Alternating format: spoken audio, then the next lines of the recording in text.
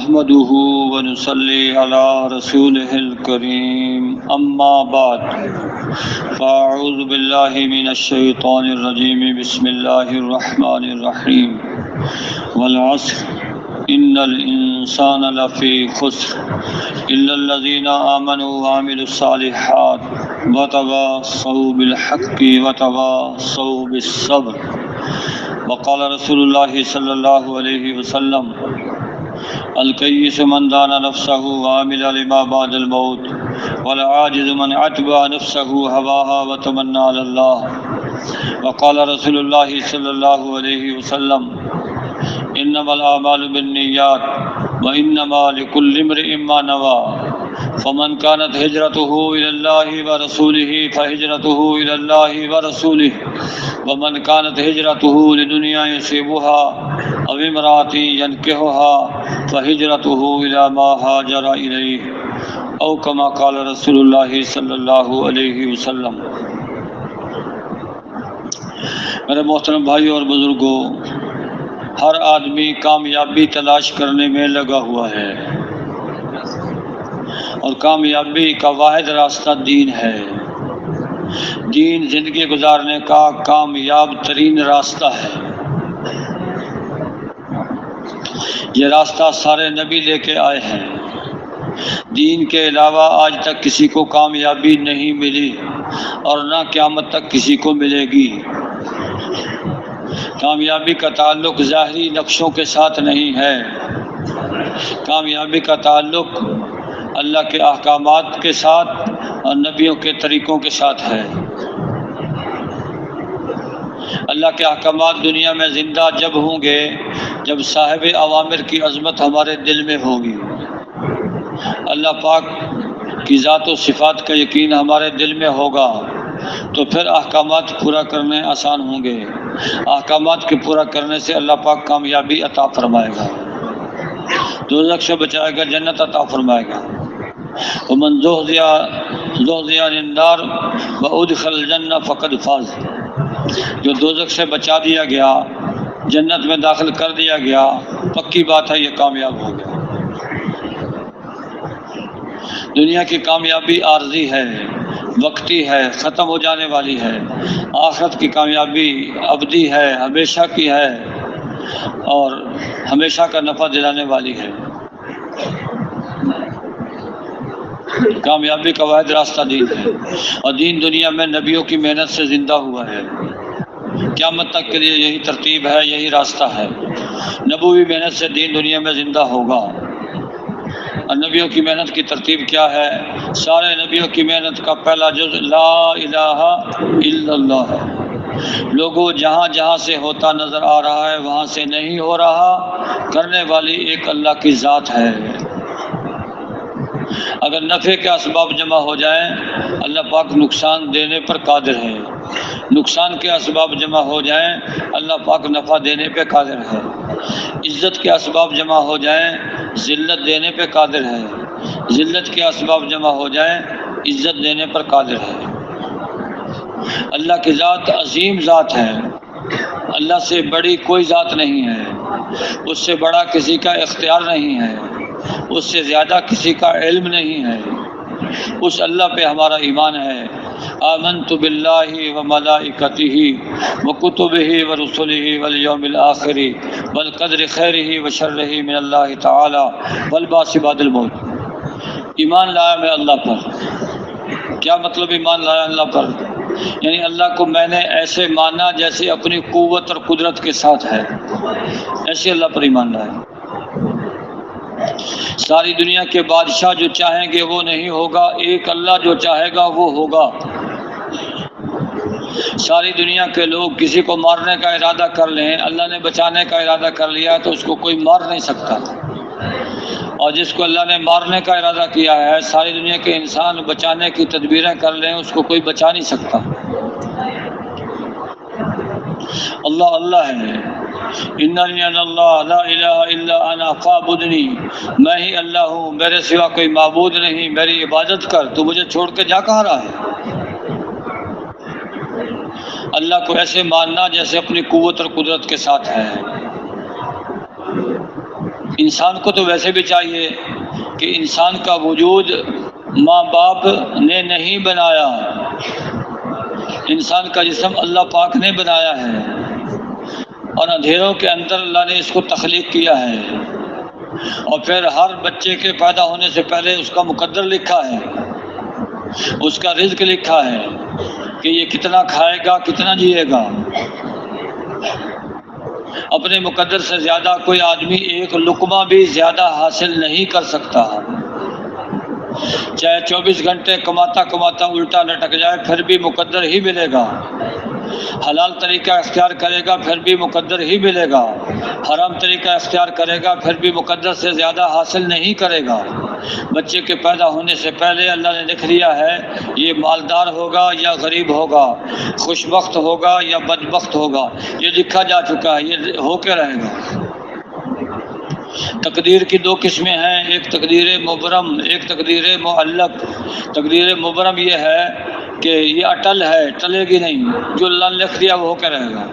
اور تقدیر معلق یہ ہے اگر توبہ کرے گا، نماز پڑھے گا، روزہ رکھے گا، دعا کرے گا، تقدیر ٹل جائے گی ورنہ تقدیر پڑ جائے گی، یہ تقدیر معلق ہے۔ تو جتنا مقدر اللہ نے لکھا ہے اتنا مل کے رہے گا ہر حال میں۔ آپ نے دیکھا ہوگا کہ باپ مالدار ہے، بیٹا غریب ہے، بیٹا غریب ہے اور باپ جو ہے اربوں پتی ہے۔ یہ نظام اللہ کے ہاتھ میں ہے، جس کو اللہ نے جتنا دینا ہے اتنا ہی ملے گا۔ رزق انسان کو ایسے تلاش کرتا ہے جیسے موت سے کوئی بچ نہیں سکتا، مقدر کا رزق ہر ایک کو پہنچنے والا ہے۔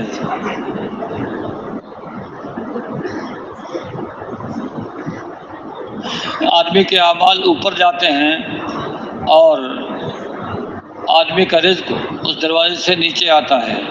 یہ دروازہ نہ رات کو بند ہوتا ہے نہ دن کو بند ہوتا ہے، اس دروازے سے انسان کا رزق اترتا ہے اس کے خرچ کے بقدر، اس کی عطا کے بقدر۔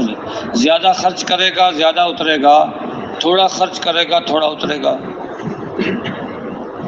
انما ترزقون او تنصرون بضعفائکم، تمہیں رزق دیا جاتا ہے، تمہاری مدد کی جاتی ہے تمہارے کمزوروں کی وجہ سے۔ گھر میں عورت کمزور ہے، بچہ کمزور ہے، بوڑھا کمزور ہے، بیمار کمزور ہے، یہ رزق کے اترنے کا ذریعہ ہے، لیکن ہماری نگاہ یہ دیکھ رہی ہے کہ یہ خرچ کا ذریعہ ہے۔ ہم نگاہ کو جھٹلائیں گے، خبر کی تصدیق کریں گے۔ رازق اللہ ہے۔ آپ علیہ السلام کے زمانے میں دو بھائی تھے، ایک کمائی کرتا تھا، دوسرا دین کا علم حاصل کرتا تھا۔ فشکل محترف اخاہ، کمائی کرنے والے بھائی نے اپنے بھائی کی شکایت کی۔ کیا شکایت کی ہوگی؟ کہ میں کماتا ہوں یہ کھاتا ہے۔ آپ علیہ السلام نے ارشاد فرمایا لعلک ترزق بہ، شاید تجھے بھی اس کی برکت سے رزق دیا جا رہا ہے۔ یہ تیرا گمان ٹھیک نہیں ہے کہ تو کماتا ہے یہ کھاتا ہے، پتہ نہیں کس کی برکت سے اللہ رزق دے رہا ہے۔ قبیلہ بنو اشعر مدینے کی طرف آ رہے تھے، مدینے پہنچے تو توشہ ختم ہو گیا۔ اب کیا کریں کہ جی آپ علیہ السلام کی خدمت میں جا کے توشہ مانگ لیتے ہیں۔ اپنے میں سے ایک آدمی کو بھیجا کہ آپ توشہ مانگ کے لائیں۔ حاضر خدمت ہوا، حضرت محمد صلی اللہ علیہ وسلم گھر کے اندر قرآن پاک کی تلاوت کر رہے تھے اور یہ آیت پڑھ رہے تھے وَمَا مِن دَابَّةٍ فِي الْأَرْضِ إِلَّا عَلَى اللَّهِ رِزْقُهَا وَيَعْلَمُ مُسْتَقَرَّهَا وَمُسْتَوْدَعَهَا كُلٌّ فِي كِتَابٍ مُبِينٍ۔ جتنے چوپائے زمین پر چلتے ہیں ان کا رزق اللہ کے ذمے ہے، اور اللہ پاک ان کے تھوڑے رہنے کی جگہ کو بھی جانتا ہے، زیادہ رہنے کی جگہ کو بھی جانتا ہے، اور یہ سب کچھ لوح محفوظ میں لکھا ہوا ہے۔ تو آیت سن کے تشویش میں پڑ گئے کہ اللہ پاک تو فرما رہے ہیں کہ رزق میرے ذمے ہے، اور ہم قبیلہ بنو اشعر اتنے گئے گزرے لوگ ہیں، اللہ کے رازق ہونے کا ہمیں یقین نہیں ہے۔ آپ سے کوئی بات نہیں کی، واپس آ گئے، قبیلے والوں کو بتایا کہ انتظام ہو گیا، یہ ہے یقین۔ قرآن کی آیت سنی، واپس آ گیا، یقین سے آ کے کہہ دیا کہ انتظام ہو گیا۔ وہ سمجھ بیٹھے کہ آپ علیہ السلام کی خدمت میں حاضر ہو کے درخواست کی ہوگی، آپ نے درخواست قبول فرما لی ہوگی، اس کی آ کے خبر دے رہے ہیں۔ تھوڑی دیر گزری تھی، دو شخص کھانے کا پیالہ اٹھا کے لا رہے ہیں۔ کھانے کا پیالہ ایسا نہیں تھا وہاں جیسے ہمارے یہاں چائے پینے کے پیالے ہیں، بڑے جیسے بڑا پتیلا ہوتا ہے ایسے۔ دو آدمی جس کو اٹھا رہے ہیں، دو آدمی اٹھا کے لا رہے ہیں، اس میں گوشت بھی ہے، اس میں روٹی بھی ہے، سب نے مل کے کھانا کھایا۔ کھانا کثیر بھی تھا، لذیذ بھی تھا۔ کھانے کے بعد جو کھانا بچ گیا، اس کا کیا کریں کہ جی یہ کھانا آپ علیہ السلام کی خدمت میں واپس کر دیتے ہیں۔ کسی نے کہا نہیں رکھ لیتے، آئندہ کام دے گا۔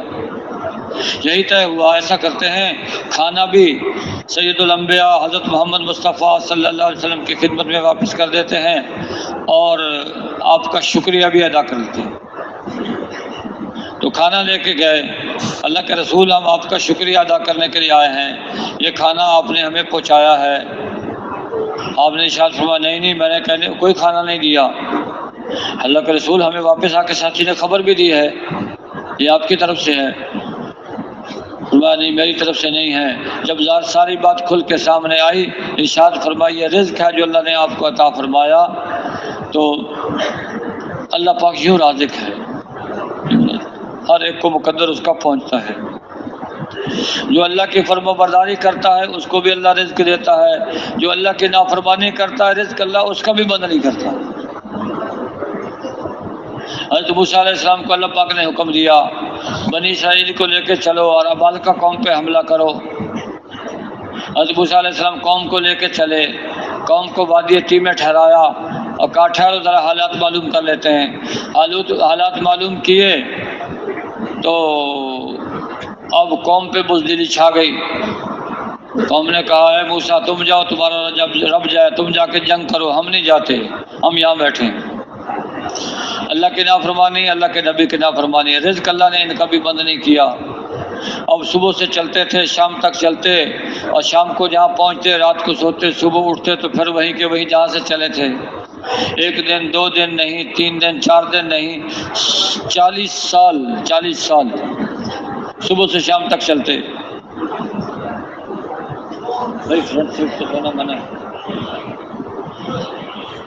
40 سال گزر گئے، اب صبح سے شام تک چلتے ہیں، کمائی تو کر نہیں سکتے، رزق کا انتظام اللہ نے کیا۔ کیا کیا؟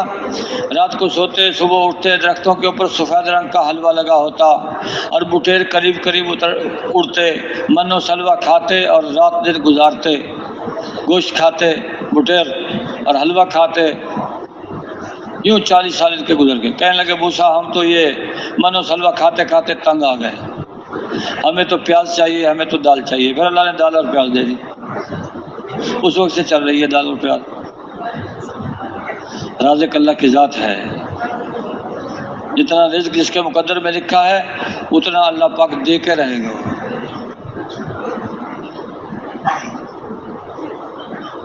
آپ علیہ السلام نے ایک سریہ روانہ فرمایا، ان کو کھجوروں کا توشہ دیا، راستے میں کھجوریں ختم ہو گئیں تو پھر اللہ نے مچھلی بھیج دی۔ اتنی بڑی مچھلی، دور سے لگتا تھا جیسے پہاڑی، قریب گئے تو مچھلی، اس کا گوشت دھوپ میں خشک کیا، توشہ دانوں میں بھرا، گوشت کھاتے رہے، چربی جسموں پہ ملتے رہے، پہلے سے زیادہ مضبوط ہو گئے۔ واپس گئے تو اللہ کے نبی کو کارگزاری سنائی، آپ نے ارشاد فرمایا یہ رزق ہے جو اللہ نے آپ کو عطا فرمایا، بچا ہوا ہو تو مجھے بھی کھلاؤ، آپ کو بھی کھلایا۔ رزق اللہ کے ہاتھ میں، رزق اللہ کے ہاتھ میں ہے لیکن دکھائی دیتا ہے زمین میں، رزق اللہ کے ہاتھ میں ہے لیکن دکھائی دیتا ہے کارخانے میں، رزق اللہ کے ہاتھ میں ہے لیکن دکھائی دیتا ہے دکان میں۔ چاند آسمان میں ہے لیکن دکھائی دیتا ہے تالاب میں۔ تالاب میں چاند نہیں ہے، چاند تو آسمان پر ہے لیکن تالاب میں دکھائی دے رہا ہے۔ رزق اللہ کے ہاتھ میں ہے، دکھائی دے رہا ہے اسباب میں۔ اسباب رزق دینے میں اللہ کے محتاج، اور اللہ رزق دینے میں اسباب کے محتاج نہیں ہیں۔ یہ ہے لا الہ الا اللہ، کرنے والی ذات اللہ کی ہے۔ اگر اس بات کا یقین دل میں آ جائے تو پھر راشی کو رشوت لینے کی ضرورت نہیں، ڈاکو کو ڈاکہ ڈالنے کی ضرورت نہیں، چور کو چوری کرنے کی ضرورت نہیں۔ رزق یقین کی کمزوری کی وجہ سے یہ سارے گناہ امت میں پائے جا رہے ہیں۔ اب یقین کیسے مضبوط ہوگا؟ یقین مضبوط ہوگا دعوت سے، اور یقین مضبوط ہوگا تلاوت سے، اور یقین مضبوط ہوگا اللہ کے ذکر سے۔ اللہ کے راستے میں نکل کے یہ اعمال کرتے ہیں، یقین میں مضبوطی آتی ہے۔ تو جب یقین مضبوط ہوگا، پہلے عبادت کا شعبہ زندہ ہوگا، آدمی نماز پڑھنے لگے گا۔ نماز، یہی وجہ ہے ایک آدمی آتا ہے گھر میں ساری عمر نماز نہیں پڑھی، اللہ کے راستے میں 3 دن کے لیے نکلتا ہے، تہجد پڑھنے والا بن جاتا ہے، ایمانی باتیں سنتا ہے، ایمانی دعوت دیتا ہے، اللہ سے ہونے کو بیان کرتا ہے، ایمان میں قوت آتی ہے تو نماز پہ کھڑا ہو جاتا ہے، روزہ رکھنے لگتا ہے، زکوٰۃ، حج، عبادات کا شعبہ زندہ ہو جاتا ہے۔ پھر اور زیادہ دعوت دے گا، اور زیادہ ایمان میں قوت پیدا ہوگی، تو اس سے گھر کی زندگی ٹھیک ہوگی، معاشرت ٹھیک ہو جائے گی۔ پھر اور زیادہ ایمان مضبوط ہوگا تو معاملات درست ہو جائیں گے، کاروبار، لین دین ٹھیک ہو جائے گا۔ جب کاروبار اور لین دین ٹھیک ہوگا تو اس سے امت میں محبتیں پیدا ہوں گی، محبت۔ دکاندار غریب سے محبت کرے گا، غریب دکاندار سے محبت کرے گا، کیونکہ دکاندار یہ ایسا دکاندار ہے، غریب امیر کو دیکھتا ہے، غریب کا بھی خیال رکھتا ہے، مالدار کا بھی خیال رکھتا ہے۔ تو دکاندار کی چاہت یہ ہوتی ہے کیسے میں اپنے سودے سے اپنے گاہک کو نفع پہنچاؤں، اور پھر گاہک کی سوچ یہ ہوتی ہے کیسے میں اپنے مال سے اس دکاندار کو نفع پہنچاؤں۔ دونوں ایک دوسرے کے نفع کا سوچ رہے ہیں تو اللہ برکت ڈال دیتا ہے۔ اور جب معاملہ برعکس ہو جاتا ہے، ہر ایک دوسرے کی جیب کو خالی کرنا چاہتا ہے، تو اللہ برکت نکال لیتے ہیں۔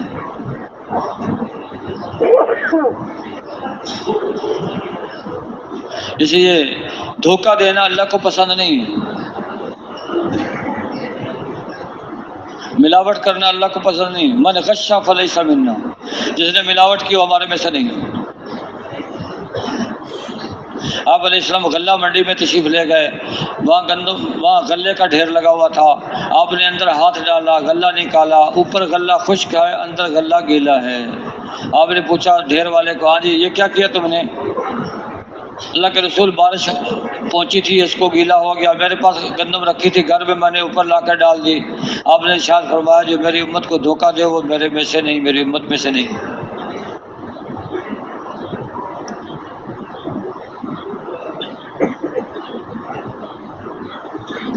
تو ایمان مضبوط ہوگا تو پھر آدمی دنیا کا نقصان برداشت کر لے گا، آخرت کا نقصان برداشت نہیں کرے گا۔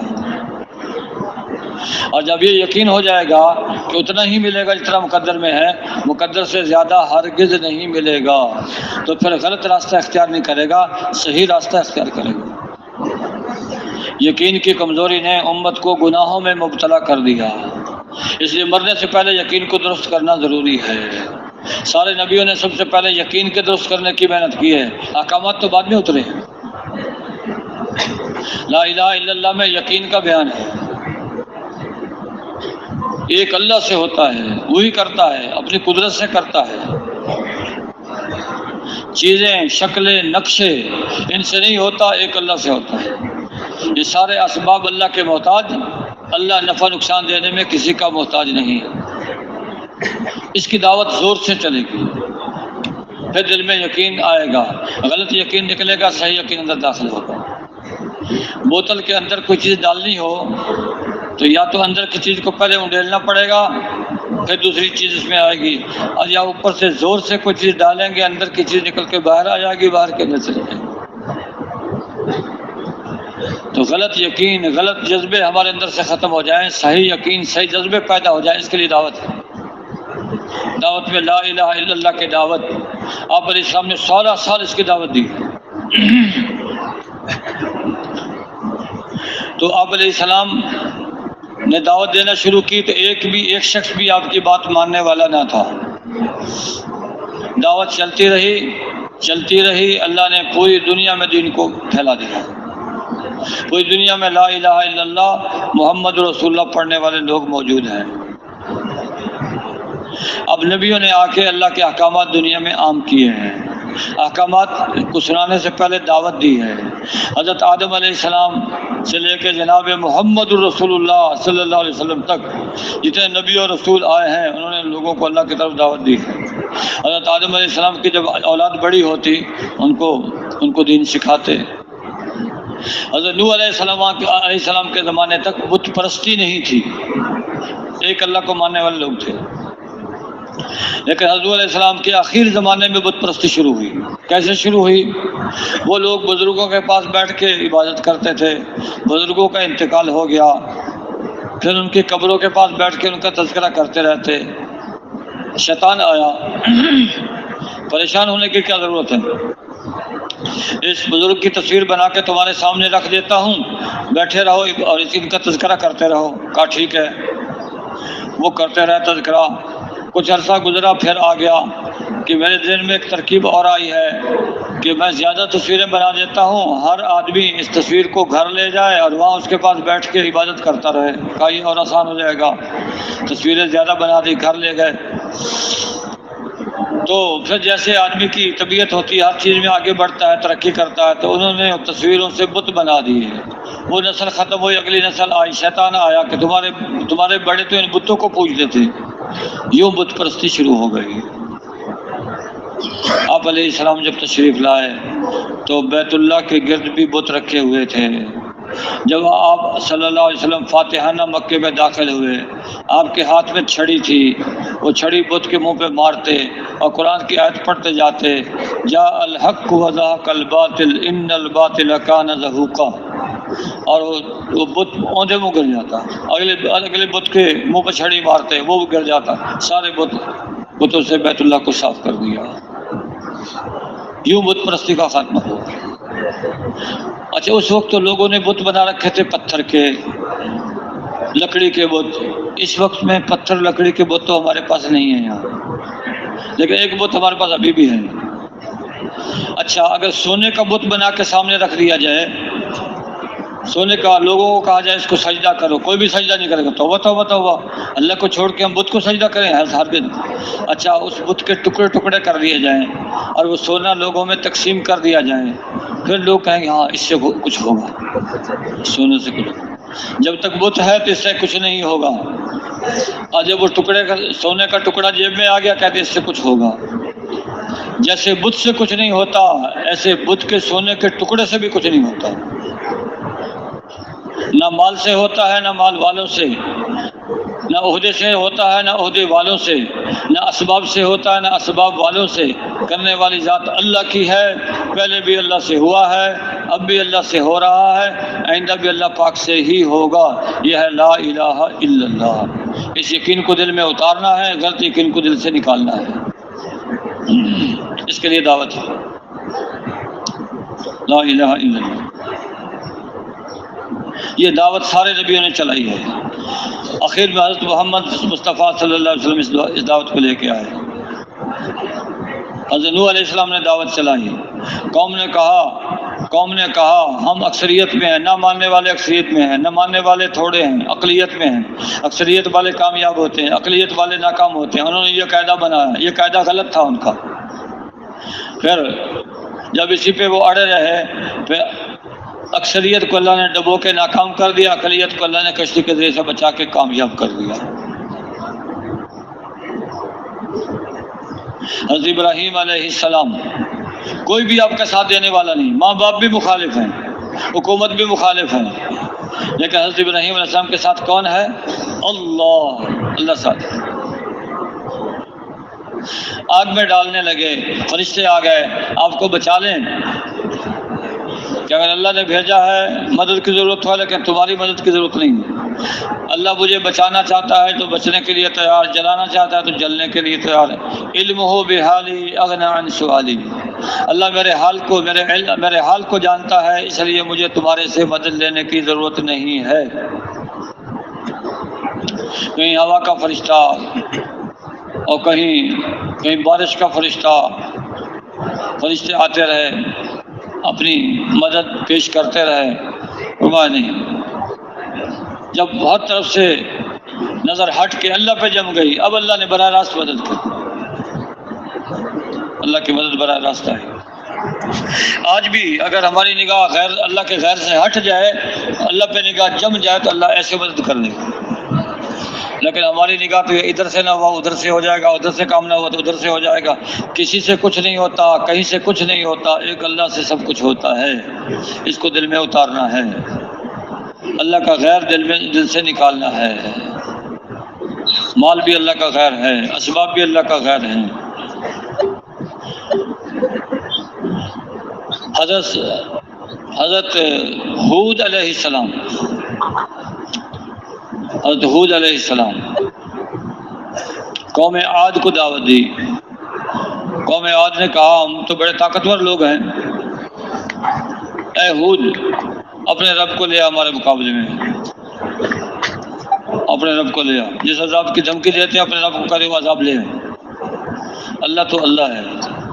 پھر اللہ نے ہوا چلائی، اپنی مخلوق ہوا کو حکم دیا، اس نے ان کو اٹھایا، زمین سے اٹھایا، اوپر سے پٹک کے مارا زمین پر، سر زمین پہ لگا، سر پھٹ گیا، بیجا بکھر گیا، ایسے پڑے ہوئے تھے زمین کے اوپر کأنہم اعجاز نخل خاویہ، جیسے کھجور کے تنے بکھرے پڑے ہوئے، سب آوازیں خاموش ہو گئی سب۔ حضرت صالح علیہ السلام کو اللہ پاک نے بھیجا قوم سمود کی طرف۔ قوم سمود یہ انجینئر قسم کے لوگ تھے، پہاڑوں کے اندر تراش تراش کے گھر بناتے تھے، ہموار زمین پہ بھی بناتے تھے، پہاڑوں میں بھی بناتے تھے، کہ قوم عاد اس کو تو ہوا نے ہلاک کیا اور ہم ایسے گھر بنا لیے، ہم نے اس میں ہوا داخل ہی نہیں ہو سکتی، کیسے اٹھائے گی ہمیں؟ اللہ نے فرشتے کو بھیجا، اس نے ایک چیخ ماری، انہیں گھروں کے اندر دھرے کے دھرے رہ گئے۔ اللہ کا مقابلہ کرتے ہیں، اللہ کی نافرمانی کرتے ہیں، پیدا اللہ نے کیا، رزق اللہ نے دیا، اسی کی نافرمانی وہیں ختم کر دیا اللہ نے۔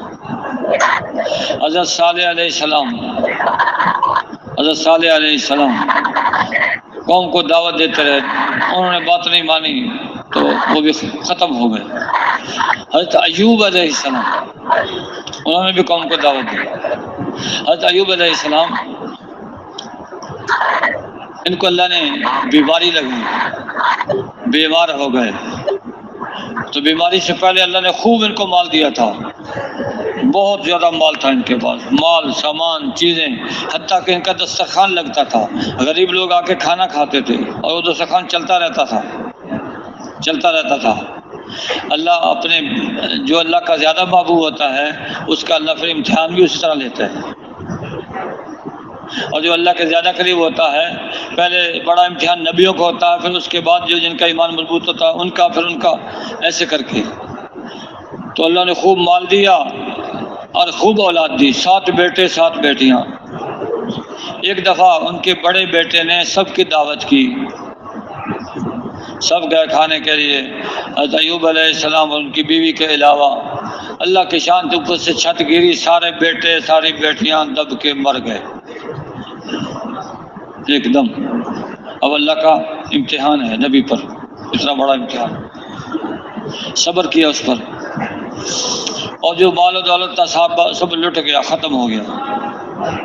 جسم میں بیماری ہے، اور جب آدمی مالدار ہوتا ہے، آسودہ حال ہوتا ہے، سارے قریب آتے ہیں، آؤ بھگت کرتے ہیں اور اپنے تعلق نکالتے ہیں، اب میرے فلاں لگتے ہیں، فلاں رشتے سے فلاں لگتے ہیں، اور جب مال ختم ہو جاتا ہے پھر اپنے بھی چھوڑ کے ایک طرف ہو جاتے ہیں۔ سب نے چھوڑ دیا، لیکن بیوی ساتھ رہی، بیوی نے خدمت کی،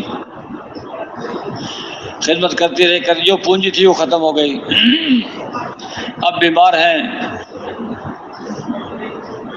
اب بیوی کیا کرتی؟ لوگوں کے گھروں میں جا کے کام کرتی، کام کر کے خدمت کر کے جو کمائی کر کے لاتی اس سے حضرت ایوب علیہ السلام کی خدمت کرتی۔ لوگوں کو جب پتہ لگا یہ تو حضرت ایوب علیہ السلام کی بیوی ہے تو خدمت لینا چھوڑ دی، ایسا نہ ہو کہ یہ بیماری ہمارے گھر میں آ جائے۔ پھر کہا کہ اب تو آپ اللہ پاک سے دعا کر لیں، اب تو کوئی خدمت پہ بھی نہیں لگاتا۔ پہلے کہا تھا حضرت ایوب علیہ السلام نے، یہ ارشاد فرمایا تھا بیوی کہتی تھی اللہ سے دعا کریں اللہ ٹھیک کر دے. کہا نہیں، 70 سال صحت کی حالت میں گزارے ہیں، 70 سال صحت کی حالت میں گزارے ہیں، جب تک 70 سال بیماری کی حالت میں نہ گزار لوں دعا نہیں کروں گا. نبیوں کا حوصلہ. لیکن جب بیوی نے کہا اب تو کوئی خدمت پہ بھی نہیں لگاتا، اب تو دعا کر لیں، پھر دعا کر لی، اے اللہ مجھے صحت عطا فرما. اللہ پاک نے حکم دیا ایڑی مارو زمین پر. ایڑی ماری، ایک چشمہ جاری ہوا، فرمایا اس کا پانی پیو. پانی پیا، اندر کی ساری بیماری ختم. 18 سال کے بیمار. اور اس سے نہاؤ، نہائے تو باہر کی ساری بیماری ختم. تو معلوم ہوتا ہے یہ بیماری خود نہیں لگتی، اللہ کے چاہنے سے لگتی ہے. اور دوائی میں صحت نہیں ہے، اللہ کے چاہنے سے صحت ہے. اللہ چاہے گا تو دوائی سے صحت دے دے گا، اللہ چاہے گا دوائی کے بغیر صحت دے دے گا. دوائی کے بغیر. ایک دفعہ ایک شخص آیا، اے اللہ کے رسول میرے اونٹ کو خارش لگ گئی. ایک خارشی اونٹ آیا، اس کی وجہ سے سارے اونٹوں کو خارش لگ گئی. اللہ کے نبی نے ارشاد فرمایا اچھا یہ بتاؤ وہ جو پہلا اونٹ تھا اس کو خارش کس نے لگائی؟ جس اللہ نے پہلے اونٹ کو خارش لگائی اسی نے باقیوں کو بھی لگائی، اسی نے باقیوں کو بھی لگائی. تو بیماری صحت اللہ کے امر سے ہے، اور اللہ صحت دینے میں دوا کے محتاج نہیں ہے. دوا سے، مال سے، پیسوں سے آدمی دوا تو خرید سکتا ہے لیکن صحت نہیں خرید سکتا. دوا سے تو کوٹھے تو بھر لے گا، کارخانے تو بنا لے گا دوائیوں کے، اور دوائیوں کا انبار تو لگا لے گا، لیکن صحت اللہ ہی دے گا. اللہ نے اس پانی کے ذریعے سے صحت دے دی، پانی سے صحت دے دی. تو بیوی کہیں گئی ہوئی تھی، جب واپس آئی دیکھا حضرت ایوب علیہ السلام وہاں نہیں ہے، رو پڑی. ایک تندرست صحت مند آدمی وہاں تھا. کہا میرے خامد یہاں تھے، بیمار خامد تھے، کہاں چلے گئے؟ انہوں نے کہا میں ہی تو ہوں. کہا نہیں میرے خامد کے بارے میں بتاؤ، مذاق نہ کرو. انہوں نے فرمایا کہ اللہ نے مجھے صحت دے دی، جنت سے ایک جوڑا اللہ نے پہنا دیا، بیٹھے تندرست توانا ہو کے بیٹھے. پھر اللہ نے جتنی اولاد اللہ نے لی تھی اسی اولاد کو دوبارہ زندہ کر کے، اور اسی ان بیٹوں بیٹیوں کو زندہ کر کے دوبارہ عطا فرما دیا، یا اور بیوی سے اللہ نے اتنی اولاد اور دے دی، وہی مال و دولت. اور پھر اللہ پاک نے سونے کی چڑیوں کی بارش کر دی. حضرت ایوب علیہ السلام ان کو جمع کرنے لگے.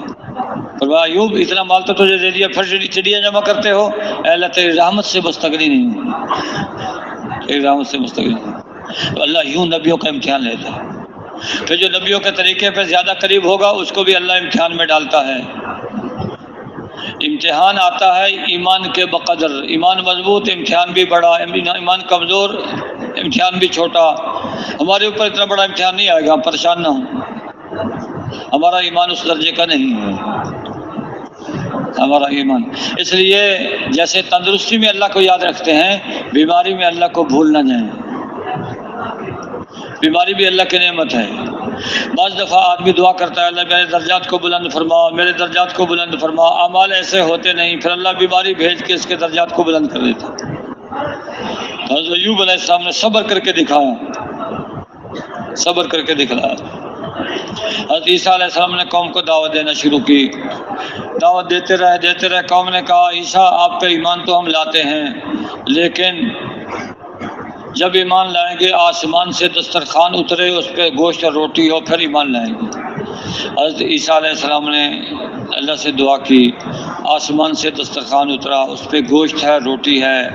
اللہ کا حکم آیا یہ گوشت روٹی بیمار کھا سکتا ہے اور غریب کھا سکتا ہے، تندرست نہیں کھا سکتا، مالدار نہیں کھا سکتا.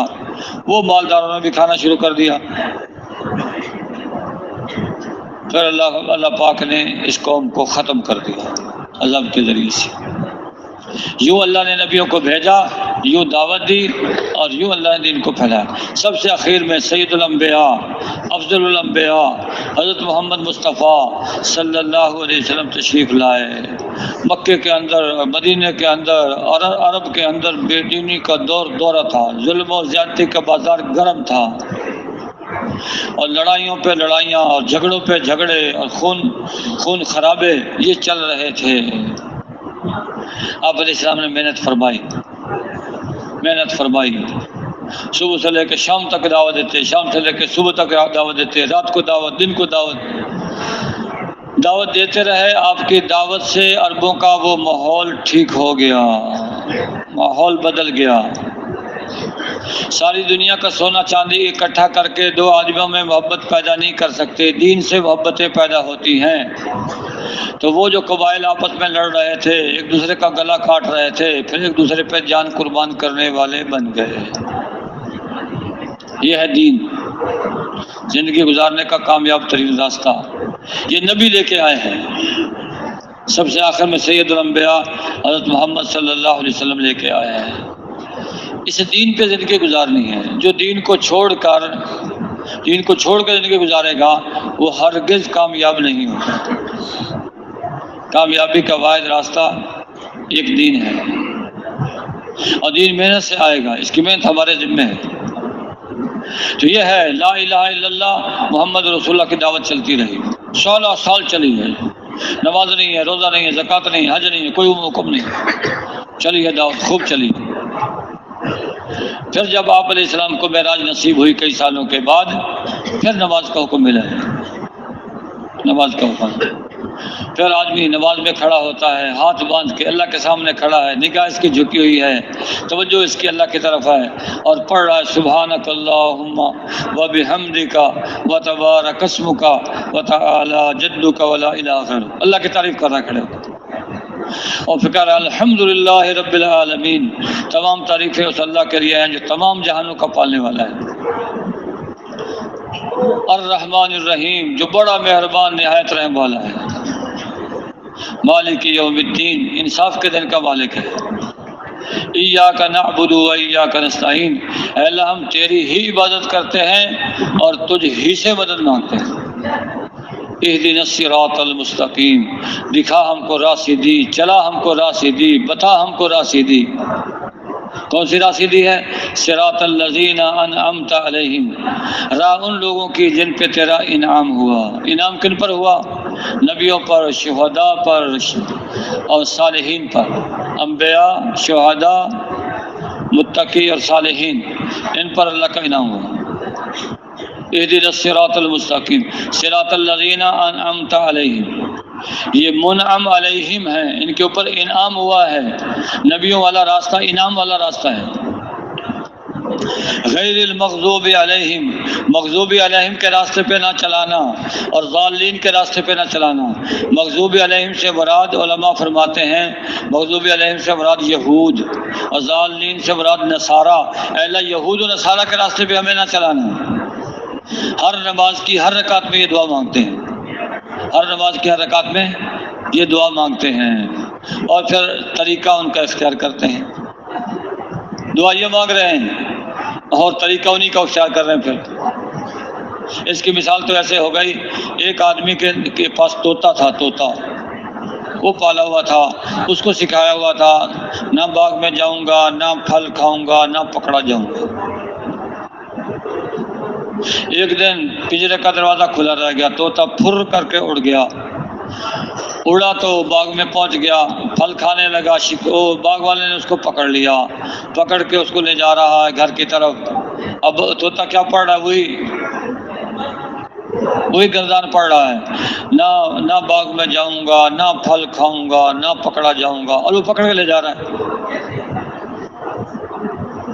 ہماری بھی نماز ایسے ہی ہے، ہر نماز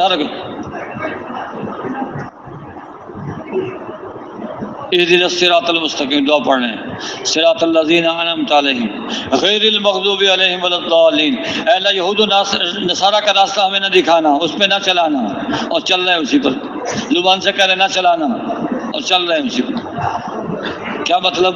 اس لیے معلوم کرنا چاہیے ہر کام میں، ہر بات میں، یہ جو راستہ میں نے اختیار کیا ہے یہ انبیاء والا راستہ ہے یا اہل باطل والا راستہ ہے؟ مغضوبی علیہم والا راستہ تو نہیں ہے، ضالین والا راستہ تو نہیں ہے کہیں۔ یہ تحقیق کرنا کس کے ذمہ ہے؟ میرے آپ کے، ہر ایک کے ذمہ ہے۔ جس راستے کی دعا کر رہے ہیں وہی ہے یا کوئی اور راستہ ہے؟ اس کے لیے علماء سے پوچھنا پڑے گا، علماء کی خدمت میں حاضر ہونا پڑے گا۔ تو نماز ثقیل ہے کس پر؟ جس کے دل میں خوف خدا نہیں ہے، اس پہ نماز بھاری ہے، اور جس کے دل میں اللہ کا خوف ہے، اللہ سے ہونے کی امید ہے، اس کے لیے نماز تحفہ ہے، تحفہ۔ نماز پڑھ کے جو چاہے اللہ سے مانگ لے، صلاۃ الحاجہ اور دعا الحاجہ پڑھ کے جو مانگیں گے اللہ سے لے لیں۔ رمضان میں تو ویسے ہی دعائیں قبول ہیں۔ اللہ پاک حاملین عرش فرشتے جو ہیں، جو فرشتے عرش کو اٹھائے ہوئے ہیں، ان کو فرماتے ہیں کہ اپنی عبادت چھوڑ دو، روزے داروں کی دعا پہ آمین کہو، روزے داروں کی دعا پہ آمین کہو۔ اب مانگ لیں جتنا اللہ سے مانگ سکتے ہیں۔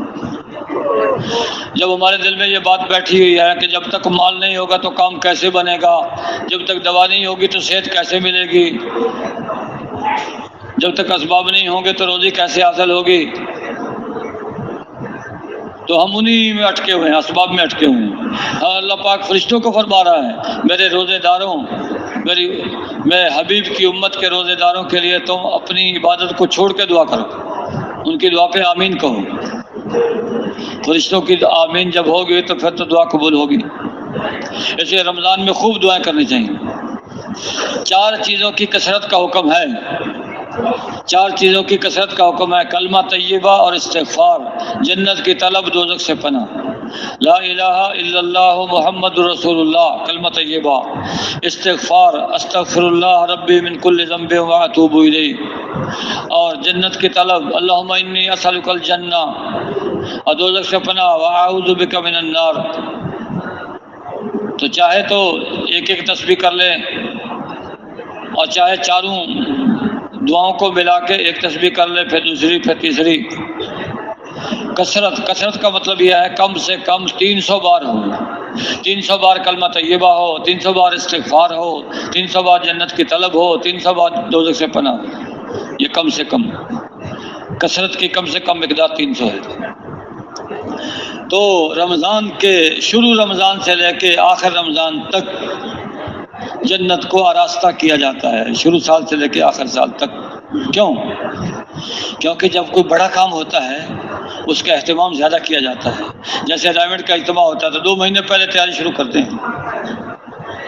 ایسے اللہ پاک نے حکم دیا ہے کہ جنت کو آراستہ کیا جائے شروع سال سے لے کے آخر سال تک۔ ایک رمضان ختم ہوا، جنت کو آراستہ کر رہے ہیں۔ کیوں؟ کہ میرے حبیب کی امت کے روزے دار روزے رکھیں گے، اس کے لیے جنت کو آراستہ کریں۔ پورا سال جنت کو آراستہ کیا، سجایا جا رہا ہے۔ جیسے شادی ہوتی ہے نا گھر میں، تو گھر کو سجاتے ہیں، ایسے اللہ پاک روزے داروں کے لیے جنت کو سجاتے ہیں۔ اور روزہ کیا ہے؟ ایک وقت کے کھانے کو تھوڑا سا مقدم کر دیا اور دوسرے وقت کے کھانے کو مؤخر کر دیا، کہ چھوڑا کوئی نہیں۔ ناشتہ بعد میں کرتے تو اس کو مقدم کر دیا، دوپہر کا کھانا دوپہر کو کھاتے تو اس کو مؤخر کر دیا، بس۔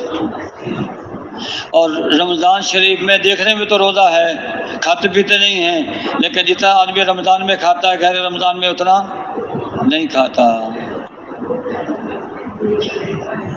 رمضان میں مومن کا رزق بڑھا دیا جاتا ہے۔ بھئی وہ بڑھتا ہے کہ نہیں بڑھتا؟ بڑھتا ہے۔ دیکھنے میں روزہ ہے، حالانکہ رزق بڑھ گیا ہے رمضان، لیکن کتنے کم نصیب ہیں وہ لوگ، رمضان آیا اور رمضان میں اللہ سے اپنی بخشش نہیں کروائی روزے رکھ کے۔ اور کتنے کم نصیب ہیں وہ لوگ، اللہ کے نبی کا نام آیا، درود پڑھ کے آپ علیہ السلام پر اللہ سے اجر حاصل نہیں کیا۔ اور کتنے کم نصیب ہیں وہ لوگ، والدین کو بڑھاپے میں پایا اور خدمت کر کے اللہ سے جنت حاصل نہیں کی۔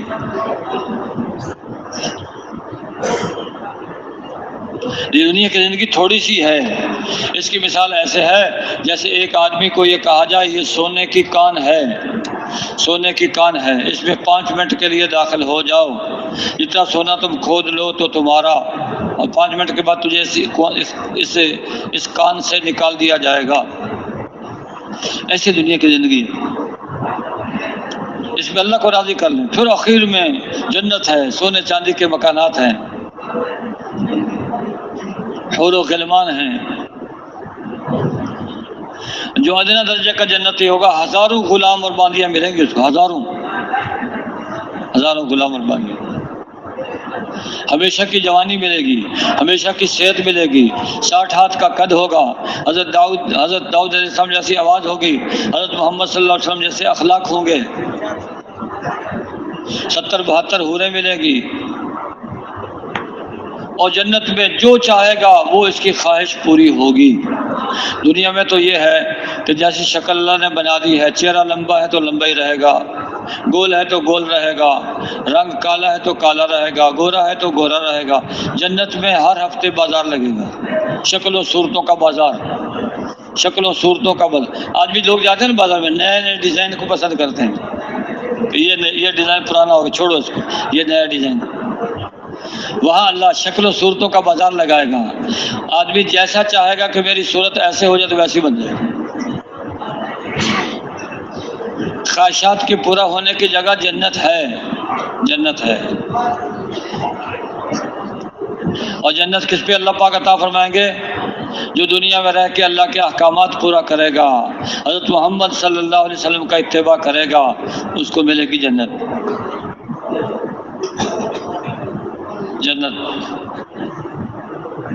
جنت کے بارے میں معلومات حاصل کرنی چاہیے، معلومات جو ملنے والی ہیں۔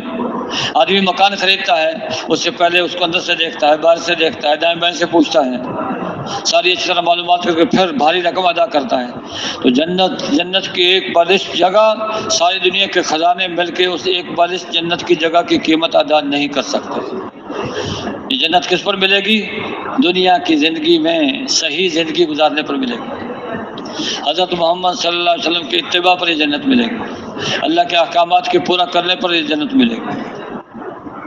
اللہ کے حکم میں سب سے پہلا حکم نماز کا ہے، نماز پہ اللہ دنیا آخرت کے کام بناتا ہے، اور پھر روزہ ہے، پھر زکوٰۃ ہے۔ اچھا زکوٰۃ میں آدمی کی نظر دیکھ رہی ہے 200 روپے پہ 5 روپے زکوٰۃ ادا کر دی تو مال کم ہو کے 195 رہ گیا، اور 200 روپے پہ 5 روپے سود لے لیا، مال بڑھ کے 205 روپے ہو گیا۔ تو زکوٰۃ دینے کی صورت میں اللہ کے رسول فرما رہے ہیں کہ مال بڑھ گیا، اور سود لینے کی صورت میں مال گھٹ گیا، آنکھ کچھ اور دیکھ رہی ہے، تو نظر کو جھٹلائیں گے، خبر کی تصدیق کریں گے، نظر کو جھٹلائیں گے، خبر کی تصدیق کریں گے۔ جو سودی معاملہ کرے گا ایک وقت ایسا آئے گا اس کا دیوالیہ ہو جائے گا، دیوالیہ ہو جائے گا، ایسا پھنسے گا یہ روئے گا، اس کا کوئی حل نہیں ہوگا۔ دنیا میں اللہ رلائے گا، اس کو دنیا میں رلائے گا اللہ بادشاہ۔ تو اپنی نظر کو جھٹلائیں گے، اللہ کے احکامات کو پورا کریں گے، نبی نے جن جو خبریں دی ہیں ان کے مطابق زندگی گزاریں گے تو دنیا آخرت کی کامیابی ملے گی۔ ایسے حج میں بھی آدمی کی نظر یہ دیکھتی ہے کہ حج پہ بہت سارا مال لگ گیا، حالانکہ لگاتار حج عمرہ آدمی کو غنی بنا دیتے ہیں۔ اب آدمی کی سمجھ میں آئے یا نہ آئے، ہم سمجھ کی بات نہیں مانیں گے، ہم اللہ کی بات مانیں گے، اللہ کے رسول کی بات مانیں گے۔ سمجھ تو انسان کی ناقص ہے، ناقص العقل انسان، سمجھ میں ہر بات اس کی نہیں آتی، اللہ کے حکم کو دیکھ کے چلیں گے تو لگاتار حج عمرہ اس سے اللہ پاک غنی بنا دیتے ہیں۔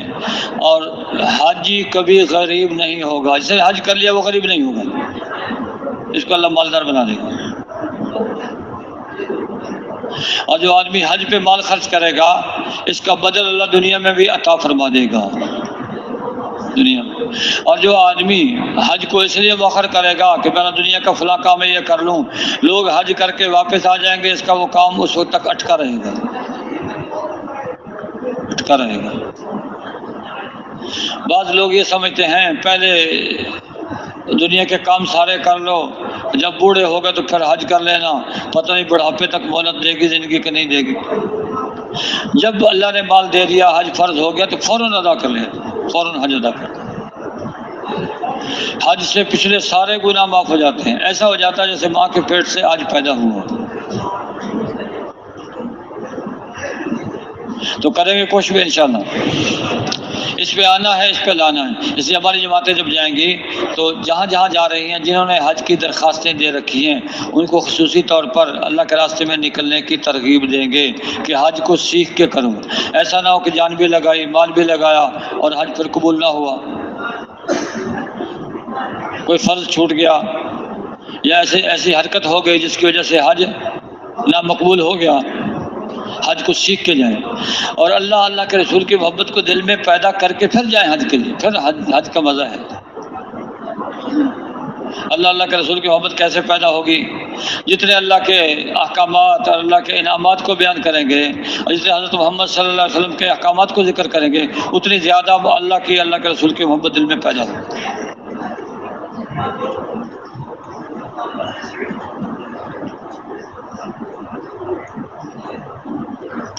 احکامات کو سیکھنا ہے کہ حکم تو پورا کر لیا لیکن سیکھ کے نہیں کیا۔ نماز تو پڑھ لی لیکن بغیر وضو کے پڑھ لی، بڑے خشوع کے ساتھ قیام کر رہا، رکوع سجدہ، لیکن وضو نہیں ہے، نماز قبول ہو جائے گی؟ نہیں۔ ایسے ہی باقی احکامات ہیں۔ ماشاءاللہ روزہ رکھ کے بڑا اہتمام کر رہا ہے، لیکن بیچ میں جب پیاس لگتی ہے پانی بھی پی لیتا ہے، تو روزہ تو نہ ہوا۔ یا روزہ رکھ کے غیبت بھی کر لیتا ہے، منہ نمکین کر لیتا ہے غیبت سے، اور روزہ رکھ کے غیبت سن بھی لیتا ہے، بد نظری کر لیتا ہے، ظلم کرتا ہے۔ نہیں، خالی روزہ زبان کا روزہ نہیں ہے، روزہ آنکھ کا بھی روزہ ہے، روزہ کان کا بھی روزہ ہے، ہاتھ کا بھی روزہ ہے، پیر کا بھی روزہ ہے، پیر کا بھی روزہ ہے، اس کا روزہ ہے۔ اور کیا آتا ہے کہ روزے کی حالت میں آدمی کسی سے جھگڑا نہ کرے، اگر کوئی جھگڑنے لگے کہہ دے بھائی میرا روزہ ہے، میرا روزہ ہے۔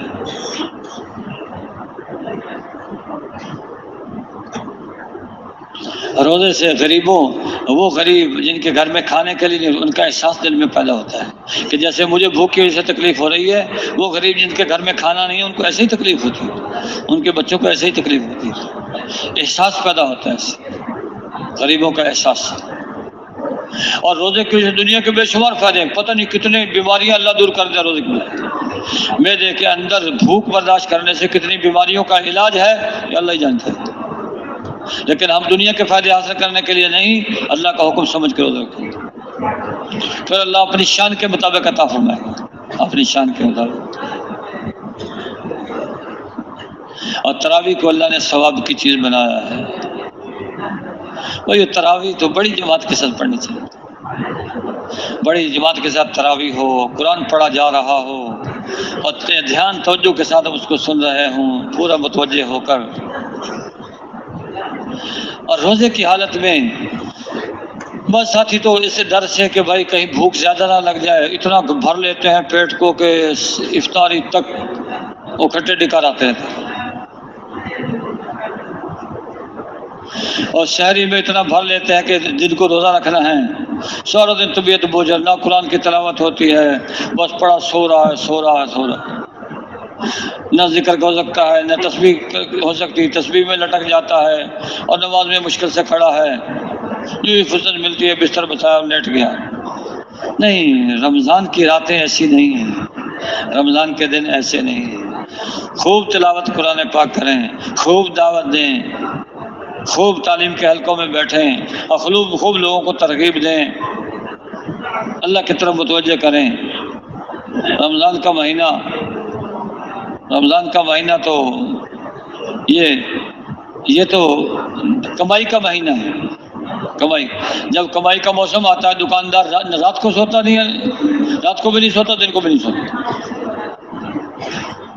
کمائی بس چند دن ہیں، کوئی نہیں، جاگ لو۔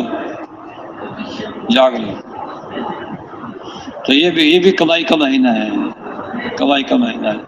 یہ جب گندم کی کٹائی کا موسم ہوتا ہے غریب آدمی بھی چلا جاتا ہے، اپنے بچوں کو بھی ساتھ لے جاتا ہے، کہتے چلو سال کے دانے بن جائیں گے، سال کا غلہ ہم جمع کر لیں گے، سال کا نہ ہوا چلو 6 مہینے کا تو ہو جائے گا۔ تو ایسے یہ رمضان، پتہ نہیں اگلا رمضان ہماری زندگی میں آئے گا کہ نہیں آئے گا۔ کتنے لوگ تھے پچھلے رمضان میں زندہ تھے، اس رمضان کے آنے سے پہلے دنیا سے چلے گئے ہیں، شروع رمضان میں دنیا میں موجود تھے، آج وہ زمین کے نیچے ہیں، نہ کل کی خبر نہ پل کی خبر۔ آدمی کی زندگی کے 3 دن ہیں، ایک دن گزر گیا، جو گزر گیا کسی صورت میں واپس نہیں آئے گا، اور ایک دن کل آنے والا ہے، اس کل کی کسی کو خبر نہیں ہے، زندہ ہوں گے یا نہیں ہوں گے۔ آج کا دن ہمارے ہاتھ میں، اس میں جو چاہے کر لیں، اسی اچھی سے اچھی نیت، بڑی سے بڑی نیت ہو، رمضان شریف کی قدر ہو، رمضان میں خوب دعوت ہو، خوب عبادت ہو، خوب تعلیم کے حلقوں میں بیٹھنا ہو، جمنا ہو اور جمانا ہو، علم حاصل کر رہے ہوں، مسائل سیکھ رہے ہوں، رمضان سے جن سے روزہ خراب ہو جاتا ہے ان کو سیکھ رہے ہوں، جن سے روزہ ٹوٹ جاتا ہے اس کو سیکھ رہے ہوں، اور نماز کے مسائل کو یاد کر رہے ہوں، اور جو آدمی جس کاروبار میں لگا ہوا ہے اس کاروبار کے مسائل کا سیکھنا اس کے ذمہ ضروری ہے، اس کے ذمہ ضروری ہے۔ اگر سیکھ کے نہیں کرے گا تو پھر غلط کرے گا، غلط کرنے پر پھر گناہ ہوگا۔ حضرت عمر رضی اللہ تعالیٰ عنہ بازار میں گئے، پوچھا تم بازار میں بیٹھے ہو، تم نے بازار کے مسائل، تجارت کے مسائل سیکھے کہ نہیں؟ مسائل تو نہیں سیکھے۔ 10 دن کے لیے بازار کو بند کر دیا، پہلے علم سیکھو پھر بازار، پھر دکان پر بیٹھو۔ اگر سیکھے بغیر بازار میں بیٹھے گا تو تولے گا، تول میں کوئی ایسا ہیر پھیر ہو جائے گا جس کی وجہ سے سود کا گناہ ہو جائے گا۔ ایسا ہے جیسے ایک بالٹی دودھ کی ہے، اس میں ایک قطرہ پیشاب کا گر گیا تو ساری بالٹی ناپاک ہو جائے۔ سارے دن کی کمائی کی، ایک دفعہ بیچ میں سودا غلط دے دیا کسی کو تو کمائی سارے برکت کو لے جائے گی، ساری برکت، ساری کمائی کو خراب کر دے گی۔ ایسے بھائیو سیکھنا ہے، سیکھ کے چلنا ہے۔ جیسے دنیا کو سیکھتے ہیں 10 سال 20 سال 25 سال 30 سال، آدھی زندگی سیکھنے پہ لگا دی، ایسے دین کو سیکھنا ہے، دین اللہ کے احکامات کو سیکھنا ہے، حضرت محمد صلی اللہ علیہ وسلم کے طریقوں کو سیکھنا ہے۔ یہ سیکھنے پہ بہت کچھ ملے گا۔ جس کو موت اس حال میں آئے کہ اس کا مقصد کیا ہے؟ اس کا مقصد ہے دین کو سیکھنا، اور سیکھ کے تاکہ اس کے ذریعے سے دین کو دنیا میں زندہ کرے، لیحیی بہ الاسلام، اس کے ذریعے سے اسلام کو زندہ کرے۔ کہاں زندہ کرے اسلام کو؟ یہ حدیث میں ذکر نہیں ہے۔ گھر میں زندہ کرے، محلے میں کرے، ملک میں کرے، دنیا میں کرے۔ تو علماء فرماتے ہیں اس کا مطلب یہ کہ پوری دنیا میں اسلام کو زندہ کرے۔ جب اس نیت سے وہ دین کا علم حاصل کرے گا تو پھر کیا ملے گا اس پر؟ فَبَيْنَهُ وَبَيْنَ النَّبِيِّينَ دَرَجَةٌ وَاحِدَةٌ فِي الْجَنَّةِ، اس کے نبیوں کے درمیان جنت میں ایک درجے کا فرق ہوگا، ایک درجے کا فرق۔ یہ دین کا علم سیکھ کے دین کے مطابق ہمارا ہر کام ہو، اور رات دن اللہ کو یاد کرنا، چلتے پھرتے اٹھتے بیٹھتے، خالی نماز میں نہیں کہ نماز میں کھڑے ہیں تو دھیان ہو کہ اللہ مجھے دیکھ رہا ہے، نہیں، نماز کے باہر بھی یہ دھیان ہو کہ اللہ مجھے دیکھ رہا ہے، اللہ مجھے دیکھ رہا ہے، میں چل رہا ہوں اللہ دیکھ رہا ہے، میں دیکھ رہا ہوں تو اللہ مجھے دیکھ رہا ہے، میں سن رہا ہوں تو اللہ مجھے دیکھ رہا ہے، میں بول رہا ہوں تو اللہ میرے کلام کو سن رہا ہے۔ یہ استحضار حاصل ہو جائے۔ استحضار کے دوام کا نام معیت ہے۔ ہر وقت اللہ مجھے دیکھ رہا ہے، یہ استحضار حاصل ہو جائے، اس کا نام معیت ہے، اس کو معیت اللہ حاصل ہے، استحضار کا دوام حاصل ہے۔ ہر وقت اس کی یہ کیفیت ہے، ہر کام میں، ہر بات میں کہ اللہ مجھے دیکھ رہا ہے، اللہ میری باتوں کو سن رہا ہے۔ یہ دھیان نماز سے باہر ہو۔ پھر تھوڑی دیر کے جب نماز پڑھیں گے تو نماز کے اندر بھی یہ دھیان ہمارا غائب نہیں ہوگا، کیونکہ نماز کے باہر اکثر وقت نماز اللہ کے دھیان کے ساتھ نہیں ہوتے، تو تھوڑی دیر کے لیے جب نماز میں کھڑے ہوتے ہیں وہاں بھی اللہ کا دھیان نہیں ہوتا۔ اچھا، نماز کے اندر خیالات کا آنا برا نہیں ہے، خیالات کا لانا برا ہے، لانا برا ہے۔ جھٹک کے پھر نماز کی طرف متوجہ ہو جائے۔ یہ جو ذکر ہے، 3 تسبیحات بتلائی جاتی ہیں، یہ بھی اس لیے ہیں کہ یہ بھی دھیان جمانے کے لیے۔ سبحان اللہ، عیب تیرے میں کوئی نہیں، الحمدللہ، خوبیاں تیرے میں ساری ہیں، لا الہ الا اللہ، عبادت کے لائق تیرے سوا کوئی نہیں، اللہ اکبر، اللہ کو جتنا بڑا میں سمجھتا تھا اللہ کی ذات اس سے بھی بڑی ہے۔ اللہ کے بڑے ہونے کا یہ مطلب نہیں کہ اللہ کا جسم بڑا ہے، اللہ کے بڑے ہونے کا مطلب یہ ہے کہ علماً و قدرتاً، اللہ کا علم ہر چیز کو حاوی ہے، اللہ کی قدرت ہر چیز پر غالب ہے، یہ ہے اللہ۔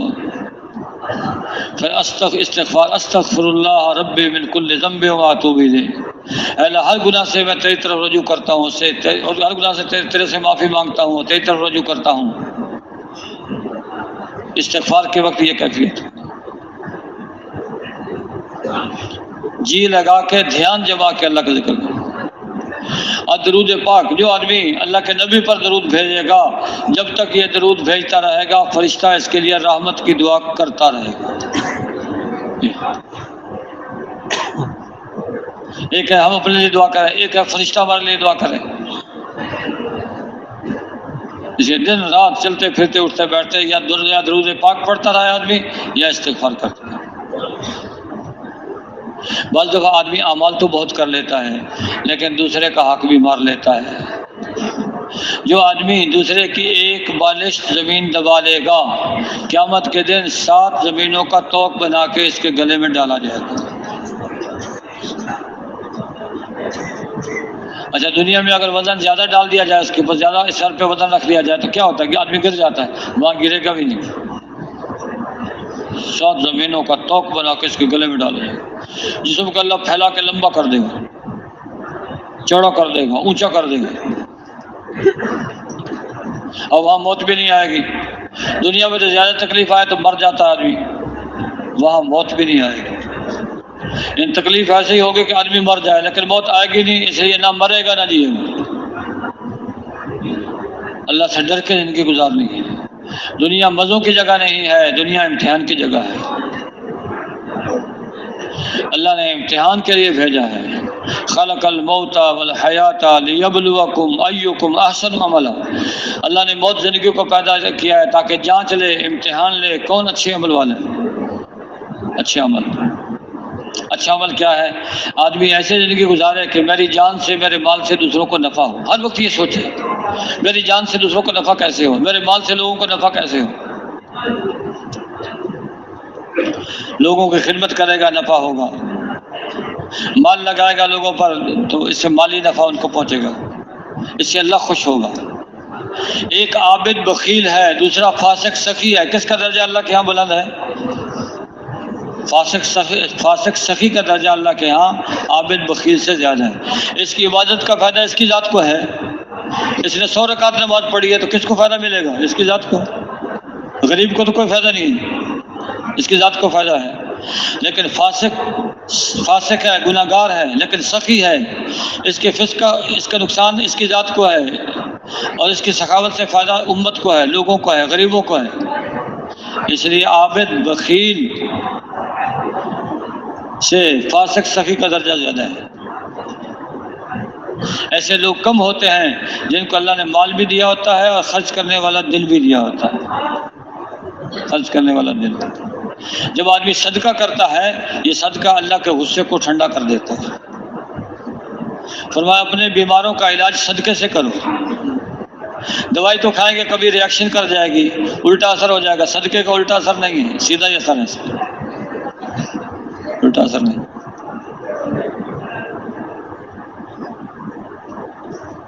کیسی بہترین زندگی انبیاء علیہ السلام لے کے آئے ہیں۔ سید الانبیاء حضرت محمد مصطفیٰ صلی اللہ علیہ وسلم کیسی بہترین زندگی لے کے آئے۔ اس زندگی کو اختیار کرنا ہے، اس پہ آنا ہے، اس پہ لانا ہے۔ جو آدمی دوسرے کا حق مار لے گا قیامت کے دن کتنی مقبول نمازیں دینی پڑیں گی۔ ایک آدمی اتنی نیکیاں لے کے حاضر ہوگا قیامت کے دن کہ پہاڑ پہ رکھ دی جائے تو پہاڑ دب جائے، لیکن لوگوں کے حقوق ادا نہیں کیے ہوں گے۔ عبادت تو اتنی کی ہے، پہاڑ دب گئے نیکیوں کے نیچے، لیکن کسی کی زمین ماری ہے، کسی کا مال دبایا ہے، کسی پہ ظلم کیا ہے، وہ اہل حق آئیں گے حق لینے کے لیے، تو وہاں تو مال کا سکہ نہیں چلتا، وہاں تو اعمال کا سکہ چلے گا۔ اس کے اعمال مقبول اعمال نمازیں دے دی جائیں گی اس کو۔ ایک آئے گا کچھ نمازیں وہ لے گیا، پھر دوسرا آ گیا دوسری نمازیں وہ لے گیا، اور روزے کچھ روزے ایک کو مل گئے کچھ دوسرے کو، سارے اعمال ختم ہو گئے، حق لینے والے باقی اعمال ختم ہو گئے۔ پھر ان کے گناہ اس کے سر پہ رکھے جائیں گے، وہ پہاڑوں کے بقدر نیکیاں ختم، اب لوگوں کے گناہ اس کے سر پہ رکھ کے اس کو دوزخ میں دھکیل دیا جائے گا۔ یہ دنیا کی زندگی ایسا اندھا دھند نہیں ہے جیسے چاہیں کر لیں. آخرت کو یاد رکھیں، آخرت کو یاد رکھیں. والآخرۃ خیر و ابقیٰ، آخرت بہتر ہے، باقی رہنے والی. اسی جان مال سے لوگوں کو نفع پہنچانا، نفع، رشتہ داروں کو نفع پہنچانا، پڑوسیوں کو نفع پہنچانا، مسلمانوں کو نفع پہنچانا.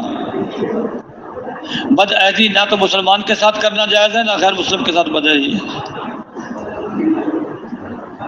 بد عہدی، عہد کر کے توڑ دینا اس کو اچھا نہیں ہے. وعدہ کر کے وعدہ خلافی کرنا یہ رذائل میں سے ہے، بری صفات میں سے ہے. حسد، بغض، کینہ رکھنا، اس کو بھی اللہ نے پسند نہیں کیا. حسد ہے تو اس کا علاج کریں.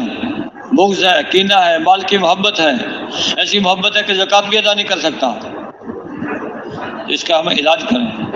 جیسے جسم بیمار ہو جائے تو آدمی علاج کرتا ہے، بڑے بڑے ہسپتالوں میں جاتا ہے، ایک ملک سے دوسرے ملک میں جاتا ہے کہ میں ٹھیک ہو جاؤں. روح بیمار ہو گئی، روح کا علاج بھی ہے، روح کا علاج.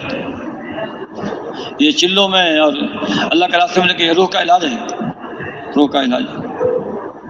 روحانی طبیب، جیسے جسمانی طبیب ہے، روحانی. جسم کا علاج نہ کیا تو آدمی زیادہ سے زیادہ موت آ جائے گی. اگر روح کا علاج نہ کیا تو پھر مسئلہ اور زیادہ بگڑ جائے گا.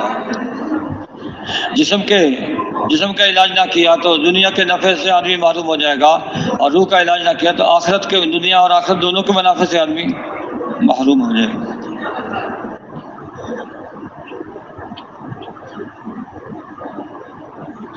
آدمی نیکیاں تو بہت کر لیتا ہے، بڑے بڑے اعمال کر لیتا ہے، بڑے بڑے صدقات کر دیتا ہے، بڑے خیر کے کام کر لیتا ہے، لیکن دل میں یہ آتا ہے کہ لوگ پھر چپکے سنتا ہے کہ لوگ کیا کہہ رہے ہیں. لوگ کہتے ہیں کہ بڑا سخی ہے، یہ تو بڑا علم والا ہے اور بڑا مال خرچ کرنے والا ہے. بس اپنی شہرت کا طالب ہے کہ لوگ کہیں کہ بھائی ماشاء اللہ اور ماشاء اللہ. بس پھر اللہ کی رضا تو اس کے عمل سے نکل گئی. اللہ کی رضا نکلی پھر اللہ کی طرف سے کوئی بدلہ نہیں ملے گا. جو لوگوں سے یہ چاہتا تھا، لوگوں نے کہا جی سخی ہے، بڑا بہادر ہے، بس یہی اس کو بچے گا اور کچھ نہیں. نہیں، ہم لوگوں سے سخی نہیں کہلوانا چاہتے ہیں، لوگوں سے بہادر نہیں، ہم تو اللہ کی رضا چاہتے ہیں. اس لیے نیکی کر کے اس کو بھول جائیں، نیکی کر کے بھول جائیں. اس پہ اللہ پاک بہت کچھ عطا فرمائے. اب یہ صفات امت میں پیدا ہو جائیں، یقین بھی صحیح ہو جائے امت کا، اور امت عبادات پہ آ جائے اور دین کا علم حاصل کر کے ویسے زندگی گزارے، اللہ کو یاد کرے، اور لوگ اپنی جان مال سے لوگوں کو نفع پہنچائے، اور امت میں اخلاص آ جائے، صفات آ جائے، رذائل ختم ہو جائے، بے جا غصہ ختم ہو جائے، اور بے جا ظلم ختم ہو جائے، جھگڑے فساد ختم ہو جائیں، صفات پیدا ہو جائیں. اس کے لیے وہ محنت کرنی پڑے گی جو حضرت محمد صلی اللہ علیہ وسلم نے کی ہے، جو سارے نبیوں نے محنت کی ہے. وہ محنت ہمارے بھی ذمہ ہے. آج تک اس محنت کو محنت نہ سمجھا، کام کو کام نہ بنایا، یہ ہماری تقصیر ہے، ہمارا جرم ہے، ہماری غلطی ہے. اس پہ توبہ استغفار کریں گے. آج کے بعد محنت میں کمی نہیں کریں گے، جو محنت اللہ کے نبی نے ساری زندگی کی ہے. اعلان نبوت تو اللہ کے نبی نے کیا ہے 40 سال کی عمر میں، لیکن 40 سال جو گزارے ہیں مکے والوں کے درمیان، تو مکے والے کیا کہتے تھے؟ آپ صادق ہیں، امین ہیں، کبھی آپ نے جھوٹ نہیں بولا، کبھی آپ نے امانت میں خیانت نہیں کی. اس لیے مکے والے اپنی امانتیں آپ کے پاس لا کے رکھوایا کرتے تھے. ایک دفعہ بیت اللہ کی تعمیر چل رہی تھی، حجر اسود کے دیوار میں رکھنے کے پر جھگڑا ہو گیا قوموں میں. ہر ایک چاہتا تھا ہم رکھیں. تو انہوں نے کہا کل کو اس طرف سے جو پہلا آدمی نکلے گا وہ ہمارا فیصل ہوگا. اللہ کے شان وہ حضرت محمد صلی اللہ علیہ وسلم نکلے. آپ سارے خوش ہو گئے کہ آپ کو فیصل بنائیں گے. تو آپ نے چادر بچھا دی، اپنے دست مبارک سے حجر اسود اٹھا کے چادر پر رکھا، اور پھر قبائل جو تھے ان کو کہا سارے قبیلے والے اس کی چادر کے کناروں کو پکڑ لیں، وہ سب نے چادر کو پکڑا، اوپر اٹھائی، آپ نے اپنے دست مبارک سے اٹھا کے دیوار میں نصب کر دیا، سارے خوش ہو گئے، اللہ کے نبی کے فیصلے پہ سارے خوش ہو گئے۔ یوں صادق اور امین اپنے فیصلے آپ سے کرواتے تھے، اور آپ علیہ السلام بوڑھوں کی مدد کرتے تھے، بیواؤں کے سہارا تھے، غریبوں کا خیال رکھتے تھے، خوش اخلاق تھے، سب کا نفع چاہتے تھے، تو سارے خوش تھے۔ مخالفت تو اس وقت شروع ہوئی جب اللہ کا نبی نے دعوت دینا شروع کی۔ دعوت دینے سے تو پہلے تو آپ کی بزرگی کے قائل ہو گئے، آپ صادق ہیں، آپ امین ہیں، آپ ایسے ہیں، آپ ویسے ہیں، اور جب دعوت دینا شروع کی تو پھر اپنے گھر سے مخالفت شروع ہو گئی۔ اچھا، جب آدمی دعوت دے گا کبھی اپنے مخالفت کریں گے، کبھی بیگانے مخالفت کریں گے، اللہ آزمائے گا کچا ہے پکا ہے، کچا ہے کہ پکا ہے۔ وَلَنَبْلُوَنَّكُمْ بِشَيْءٍ مِّنَ الْخَوْفِ وَالْجُوعِ وَنَقْصٍ مِّنَ الْأَمْوَالِ وَالْأَنفُسِ وَالثَّمَرَاتِ وَبَشِّرِ الصَّابِرِينَ، اور ہم تمہیں ضرور بھی ضرور آزمائیں گے، تھوڑا سا خوف بھیج کر، کسی لائن کا کوئی خوف آ جائے گا، والجوعی بھوک، تھوڑی سی بھوک بھیج کر، ونقص من الاموال، اموالی مالوں میں کمی کر کے، والانفسی نفسوں میں کمی کر کے، والثمرات پھلوں میں کمی کر کے، جو اس پہ جم جائے گا وہ بشر الصابرین، تو جمنے والوں کے لیے بشارت ہے۔ اللہ آزمائے گا، کبھی خوف سے، کبھی بھوک سے، کبھی اور چیزوں سے آزمائے گا۔ کسی حال میں دین کو، دین کی محنت کو چھوڑنا نہیں۔ 8 چیزیں آدمی کے لیے اللہ کے راستے میں نکلنے سے رکاوٹ بنتی ہیں، 8 چیزیں۔ کبھی تو والدین کے لیے اولاد کی محبت رکاوٹ بن جاتی ہے، کبھی اولاد کے لیے والدین کی محبت رکاوٹ بنتی ہے، اور کبھی بھائیوں کی محبت بھائیوں کے لیے رکاوٹ بن جاتی ہے، کبھی بیوی کی محبت خامن کے لیے رکاوٹ بن جاتی ہے، کبھی خیش قبیلے کی محبت سردار کے لیے رکاوٹ بن جاتی ہے، اور کبھی کمایا ہوا مال رکاوٹ بن جاتا ہے، اور کبھی تجارت میں مندہ ہو جانا یہ رکاوٹ بنتا ہے، اور کبھی گھر کا راحت و آرام رکاوٹ بنتا ہے۔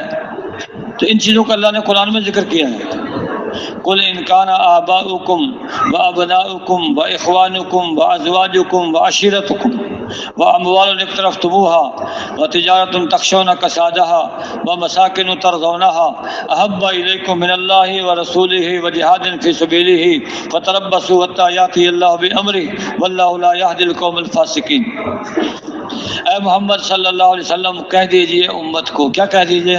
قل ان کان آباؤکم، اگر تمہارے باپ یعنی باپ دادا اوپر تک ان کی محبت، وابناؤکم تمہارے بیٹے یعنی بیٹے پوتے نیچے تک، واخوانکم تمہارے بھائی بند، وازواجکم تمہاری بیویاں، وعشیرتکم تمہارا خیش قبیلہ رشتہ دار، واموال اقترفتموها وہ مال جو تم نے کمائے ہیں وہ، وتجارت تخشون کسادہا وہ تجارت جس میں تم مندہ ہو جانے سے ڈرتے ہو، ومساکن ترضونہا وہ گھر جن کے راحت و آرام کو تم پسند کرتے ہو، جن گھروں کو تم پسند کرتے ہو، خاص بستر ہے، خاص کھانا ہے، خاص ناشتہ ہے، خاص کمرہ ہے، ان کا راحت و آرام ہے کہ میں تو باہر نکلتا ہوں تو مجھے نیند نہیں آتی، مجھے تو کھانا اچھا نہیں لگتا، یہ اللہ کے نزدیک کوئی ادھر نہیں۔ 8 چیزیں احب الیکم تمہیں زیادہ محبوب ہے اللہ سے، اللہ کے رسول سے، اللہ کے راستے میں جہاد کرنے سے، فتربصوا حتی یأتی اللہ بامرہ اللہ کے عذاب کے حکم کا انتظار کرو،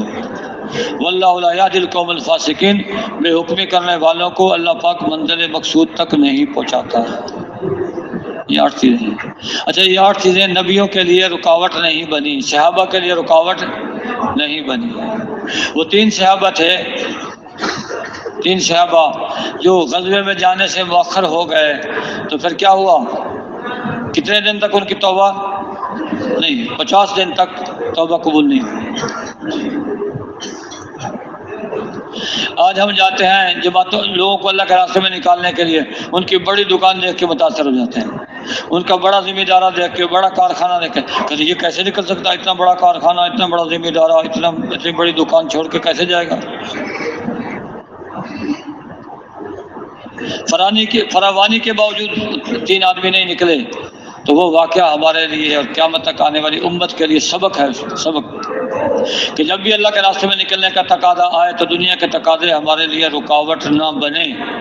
اگر رکاوٹ بنیں گے تو پھر یہ حشر ہوگا.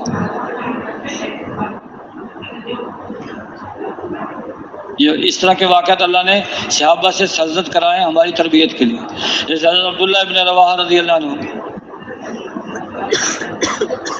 نکلنے میں تھوڑی سی دیر کی جمعہ پڑھنے کی وجہ سے، فرمایا کتنا پیچھے رہا کہ آدھا دن، فرمایا 500 سال اپنے ساتھیوں کے بعد جنت میں داخل ہے. یہ قیامت تک آنے والی امت کے لیے سبق ہے.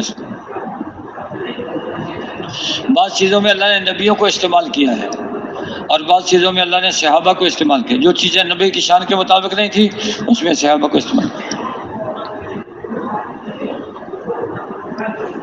تو اب یہ محنت ہے، یہ کام ہے، اس کو لے کے پوری دنیا میں جانا ہے، پوری دنیا میں جانا ہے.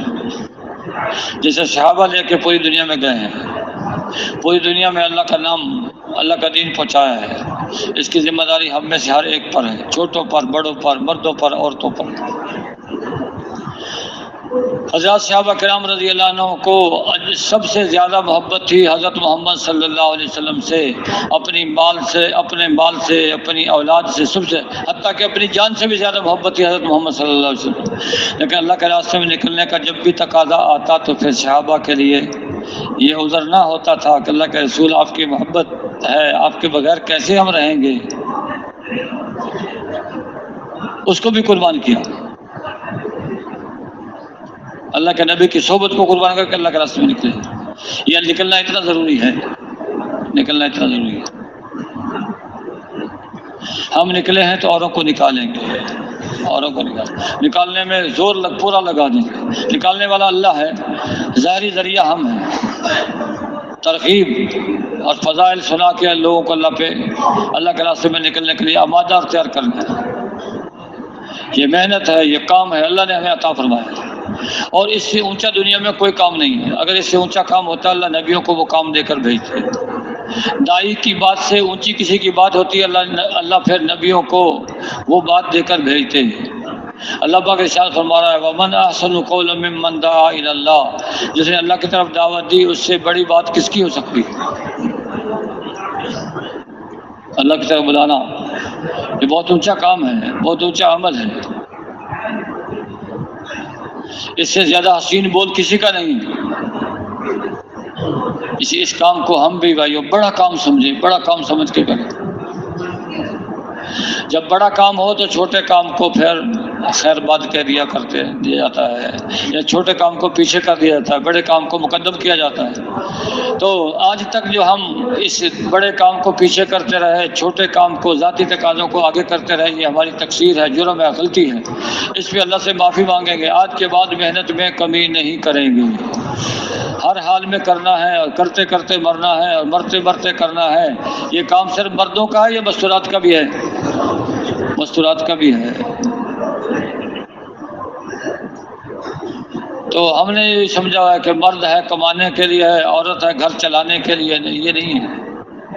ہمارے مرد بھی دین کی محنت کے لیے، ہماری مستورات بھی دین کی محنت کے لیے. دین کی محنت میں مستورات کا برابر کا حصہ ہے، برابر کا حصہ.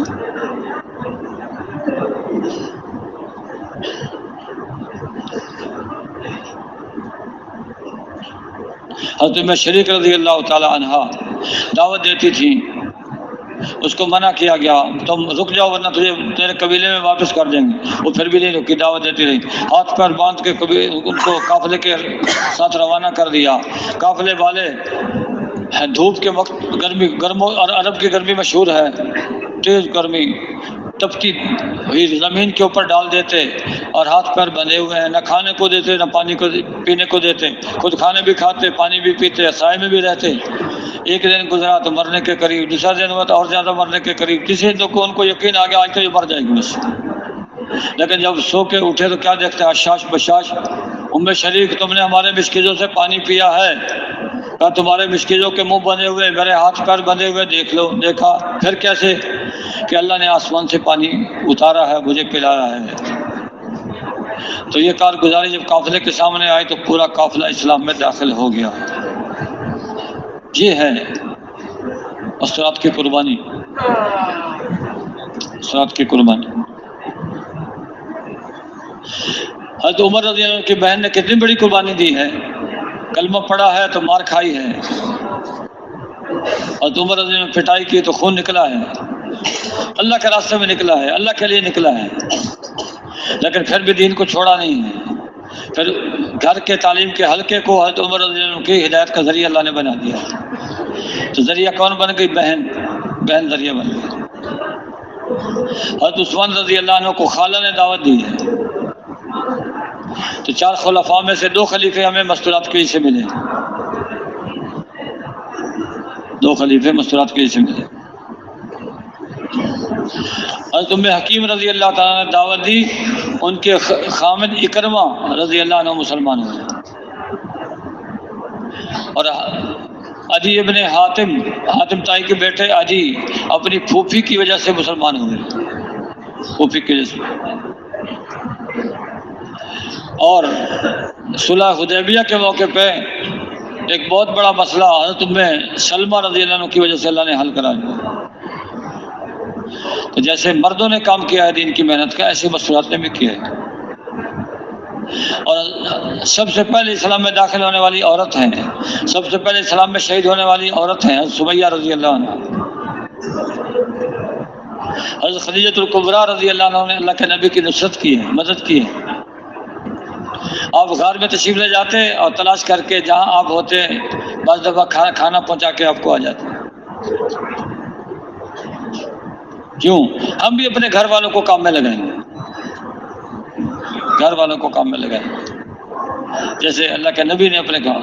حضرت ابوبکر صدیق رضی اللہ عنہ کل مال بھی لے گئے، خود بھی گئے، پیچھے سے والد بزرگوار آئے، پوتیوں کو کہا لگتا ہے ابوبکر خود بھی گئے، مال بھی لے گئے، کہا نہیں آئے، دادا ابا بہت کچھ چھوڑ کے گئے ہیں۔ نابینا دادا کا ہاتھ پھیر دیا کنکریوں پہ کپڑا ڈال کے، کہا چلو یہ اچھا ہے، خود گئے ہیں، مال چھوڑ گئے ہیں، حالانکہ کچھ بھی چھوڑ کے نہیں گئے تھے۔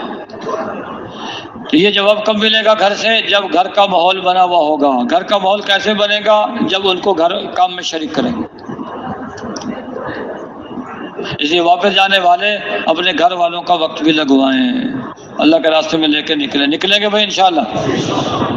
اور جو اللہ کے راستے میں نکل رہی ہیں جماعتیں، وہ مساجد میں جہاں باقی اعمال کی ترغیب دیں گے، گھروں کے اعمال کی بھی ترغیب دیں گے۔ گھروں میں تعلیم کے حلقے شروع کریں، گھروں میں نمازوں کا اہتمام شروع کریں، ہر گھر کی ایسی فضا بن جائے کہ ایک فرد اللہ کے راستے میں ہر وقت نکلا ہوا ہو۔ ایسے یہ ہمارا کام ہے، یہ محنت ہے، اس محنت کو لے کے جا رہے ہیں۔ اور بھائی جس نے 7 مہینے لگا دیے، سال لگا دیا، 4 مہینے لگا دیے، چلہ لگا دیا، اب چھٹی نہیں ہے، چھٹی نہیں۔ یہ کام سال 7 مہینے کا نہیں ہے، چلے 4 مہینے کا نہیں ہے، زندگی بھر کا کام ہے۔ یا تو اللہ کا دین اس سطح پہ آ جائے گا جس سطح پہ حضرت محمد صلی اللہ علیہ وسلم چھوڑ کے گئے ہیں، اور یا ہماری جانیں اللہ کے راستے میں لگ جائیں۔ حضرت ابوبکر صدیق رضی اللہ، جب اللہ کے نبی دنیا سے تشریف لے گئے، حضرت ابوبکر صدیق رضی اللہ عنہ کو خلیفہ بنایا گیا۔ اب کیا ہوا؟ کچھ لوگوں نے نبوت کا دعویٰ کر دیا، کچھ لوگوں نے زکوٰۃ دینے سے انکار کر دیا، اور روم کے لوگوں نے کہا مدینے پہ حملہ کریں گے، حالات بگڑ گئے، اور صحابہ پریشان، اللہ کے نبی چلے گئے ہیں، حالات بگڑ گئے، اب کیا بنے گا؟ حضرت ابوبکر صدیق رضی اللہ عنہ کو اللہ جزائے خیر عطا فرمائے، اس موقع کو سنبھالا ہے۔ جب خلیفہ بنایا گیا فرمایا جیش اسامہ کو روانہ کرو۔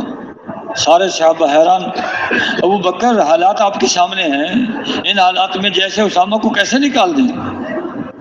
فرمایا کچھ بھی ہو، جس لشکر کو سید الانبیاء حضرت محمد مصطفیٰ صلی اللہ علیہ وسلم روانہ کر کے گئے ہیں، یہ لشکر روانہ ہو کے رہ گئے۔ نکالا 3000 کا لشکر کم سے کم، ایک روایت کے نکل گیا۔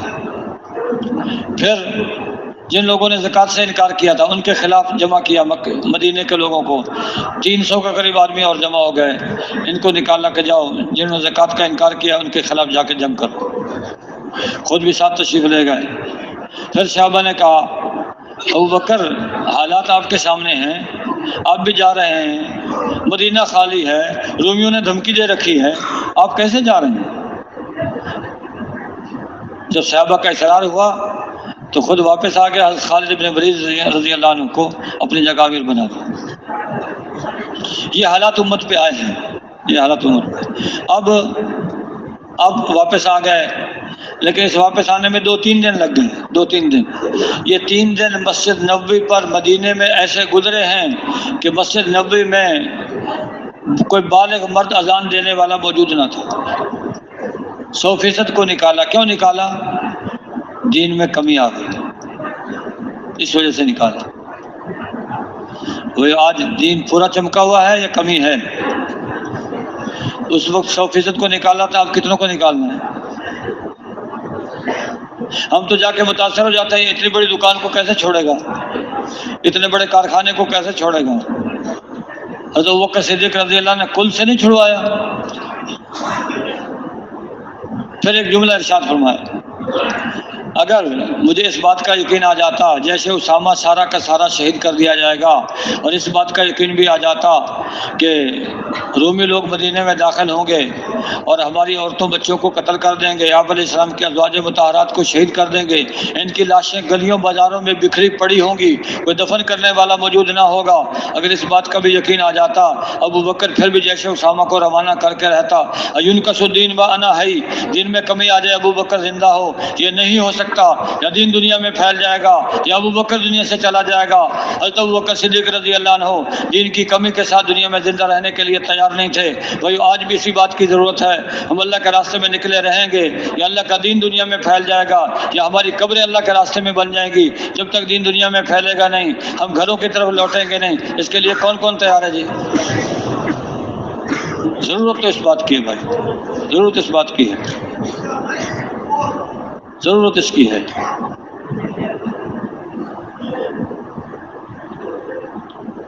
چلے تو اس لیے مانگے جاتے ہیں، امت کا رخ دنیا کی طرف ہو گیا۔ علماء نے دیکھا اگر کہیں کہ ایک دم رخ کو بدلو مشکل ہے، چلو زیادہ نہیں دیتے چلہ دے دو، زیادہ نہیں دیتے 4 مہینے دے دو، سال دے دو، 7 مہینے دے دو۔ یہ سال 7 مہینے چلہ 4 مہینے تو بچے کی ٹافی ہے، بچے کی ٹافی۔ وہ والدین گئے سیر کرنے کے لیے، بچے کو نہر کے کنارے پہ چھوڑ دیا، چھوٹا بچہ تو ہوتے ہوتے پانی کے قریب چلا گیا۔ اب والدین نے دیکھا کہ اگر اس کو بھاگ کے پکڑیں گے تو بچہ حرکت کرے گا اور نہر کے اندر چلا جائے گا، تو وہ کیا کرتے ہیں، جیب سے ٹافی نکالتے ہیں، ٹافی نکال کر بیٹا یہ لے لو۔ وہ ہاتھ بڑھاتا ہے، یہ تھوڑا ہاتھ پیچھے کرتے ہیں، وہ تھوڑا اور آگے بڑھتا ہے یا اور پیچھے کر لیتے ہیں، پھر ایک دم اس کا بازو پکڑ لیتے ہیں تاکہ نہر دریا میں نہ گر نہ جائے۔ یہ تو بچے کی ٹافی ہے، چلہ 4 مہینے، اس کو آخری حد نہ سمجھ لیں۔ اب اللہ نے اس کی سمجھ دے دی کہ یہ کام کرنے کا ہے، آج تک جو نہیں کیا تو یہ ہماری غلطی اور تقصیر ہے، آج کے بعد موت تک اس کام میں کمی نہیں کریں گے، کرتے کرتے مرنا ہے اور مرتے مرتے کرنا ہے۔ حضرت ابوبکر صدیق رضی اللہ تعالیٰ عنہ نے اس حال میں کیا۔ اور یوسف رحمہ اللہ کے بیان میں ہے کہ حضرت ابوبکر صدیق رضی اللہ عنہ کا زمانہ بگڑے ہوئے نقشے کو بنانے کا زمانہ ہے، بگڑے ہوئے نقشے کو، اور حضرت عمر رضی اللہ عنہ کا نقشے اس کا زمانہ بنے ہوئے نقشے کو چلانے کا زمانہ ہے۔ فرمایا دونوں 19-20 ہیں، 19-20 کا فرق ہے دونوں میں، لیکن جو گاڑی 19 منٹ میں چھوٹنے والی ہے 20 منٹ پر آنے والا اس گاڑی پر سوار نہیں ہو سکے گا۔ تو بھائیو، صحابہ نے اپنی قربانیاں کی ہیں، دین کو ہمارے تک پہنچایا ہے، اب ہماری ذمہ داری قربانیاں کر کے قیامت تک آنے والی امت تک پہنچائیں۔ قیامت تک آنے والی امت کا مطلب یہ ہے جہاں تک ہماری ہمت ہے وہاں تک پہنچائیں، نیت قیامت تک کی کرنی، تو تیار ہے اس کے لیے؟ پھر انشاءاللہ چلوں کے لیے تیار ہے، زندگی کے لیے تیار ہے، زندگی کے لیے تیار۔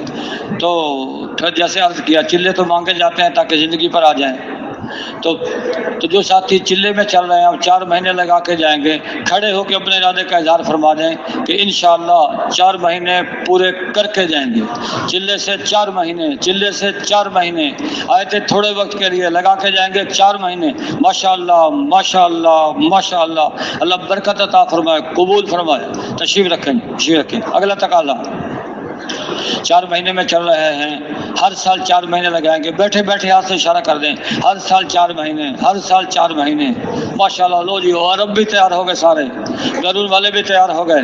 عرب تو بھائی استاد ہیں، استاد تیار ہو جائے تو شاگرد کو تو بدرجہ اولا تیار ہونا چاہیے، ماشاءاللہ ماشاءاللہ۔ اگلا تقاضا اب واپس جائیں گے اور جا کے سال 7 مہینے کے لیے بیرون کے لیے جماعتوں کو تیار کر کے بھیجیں گے، یا سال اندرون کے لیے جماعتوں کو تیار کر کے بھیجیں گے، یا جماعتوں میں نکلیں گے سال 7 مہینے بیرون یا سال اندرون کے لیے جماعتیں تیار کریں گے۔ اس کے لیے جو تیار ہیں وہ بھی ہاتھ سے اشارہ کر دیں، سال 7 مہینے بیرون یا سال اندرون، ماشاءاللہ ماشاءاللہ ماشاءاللہ۔ ہفتے کے اندر، مہینے کے اندر، چلو جوڑ تک بھی آ جائیں تو پھر بھی انشاءاللہ۔ اچھا، جوڑ کی تاریخ تو معلوم ہے نا بھائیو؟ 31 مارچ سے لے کے کب تک ہے؟ 5 اپریل تک۔ تو اس کے لیے جو واپس جا رہے ہیں، تو واپس آپ لوگ بظاہر اس لیے جا رہے ہیں کہ لوگوں کو تیار کر کے اس جوڑ میں لے کے آئیں گے۔ تو کون کون لے کے آئے گا انشاءاللہ؟ اور جو جماعتوں میں جا رہے ہیں اس لیے جا رہے ہیں کہ لوگوں کو وہاں سے تیار کر کے جوڑ کے لیے بھی بھیجیں گے، اللہ کے راستے میں بھی نکالیں گے، ٹھیک ہے انشاءاللہ۔ اور بھائی قریب کی جماعتیں تو بہت بن جاتی ہیں، دور کی جماعتیں کم بنتی ہیں، تو دور سے دور جانے کے لیے کون تیار ہے؟ اچھا، اپنے ساتھیوں کے ساتھ جانے کے لیے بہت سارے تیار ہو جاتے ہیں، مہمانوں کے ساتھ جانے کے لیے کون کون تیار ہے؟ ماشاءاللہ ماشاءاللہ، اللہ برکت عطا فرمائے، قبول فرمائے۔ تو رمضان شریف پہ ترتیب تو آپ لوگوں کو معلوم ہے کہ بیان کے بعد دعا ہو جاتی ہے، اس کے بعد واپس جانے والوں کو واپس جانے کی اجازت ہوتی ہے، اور جماعتوں کو اللہ کے راستے میں نکلنے کے لیے عرض کر دیا جاتا ہے۔ ابھی بھی دعا ہوگی انشاءاللہ۔ تو رمضان میں ہم اپنی دعا بھی بڑھائیں، رمضان میں اپنی محنت بھی بڑھائیں۔ رمضان کا مہینہ یہ آرام کا مہینہ نہیں ہے، رمضان کا مہینہ کام کا مہینہ ہے، کیونکہ غزوہ بدر رمضان میں ہوئی اور فتح مکہ رمضان میں ہوا، تو رمضان کا مہینہ کام کا مہینہ ہے۔ تو جہاں جائیں گے نقد جماعتیں نکالیں گے۔ اچھا، وہ مقام والے کہیں گے جی ہمارا ختم شروع ہے، ان کو کہیں گے ٹھیک ہے، جن کا ختم شروع ہے وہ ختم کے بعد نکل جائیں۔ ایسے بہت سارے جن کا ختم شروع نہیں ہے تو وہ ابھی نکل جائیں، ان کو نقد نکال دیا۔ اور اب تو ویسے بھی بہت سارے لوگوں کا ختم ہو چکا ہے۔ یا لوگ کہیں گے ہم عید کر کے اللہ کے راستے میں جائیں گے۔ بھائیو، عید سے پہلے کتنے لوگ ہیں جو مر کے دنیا سے آخرت کی طرف جا رہے ہیں۔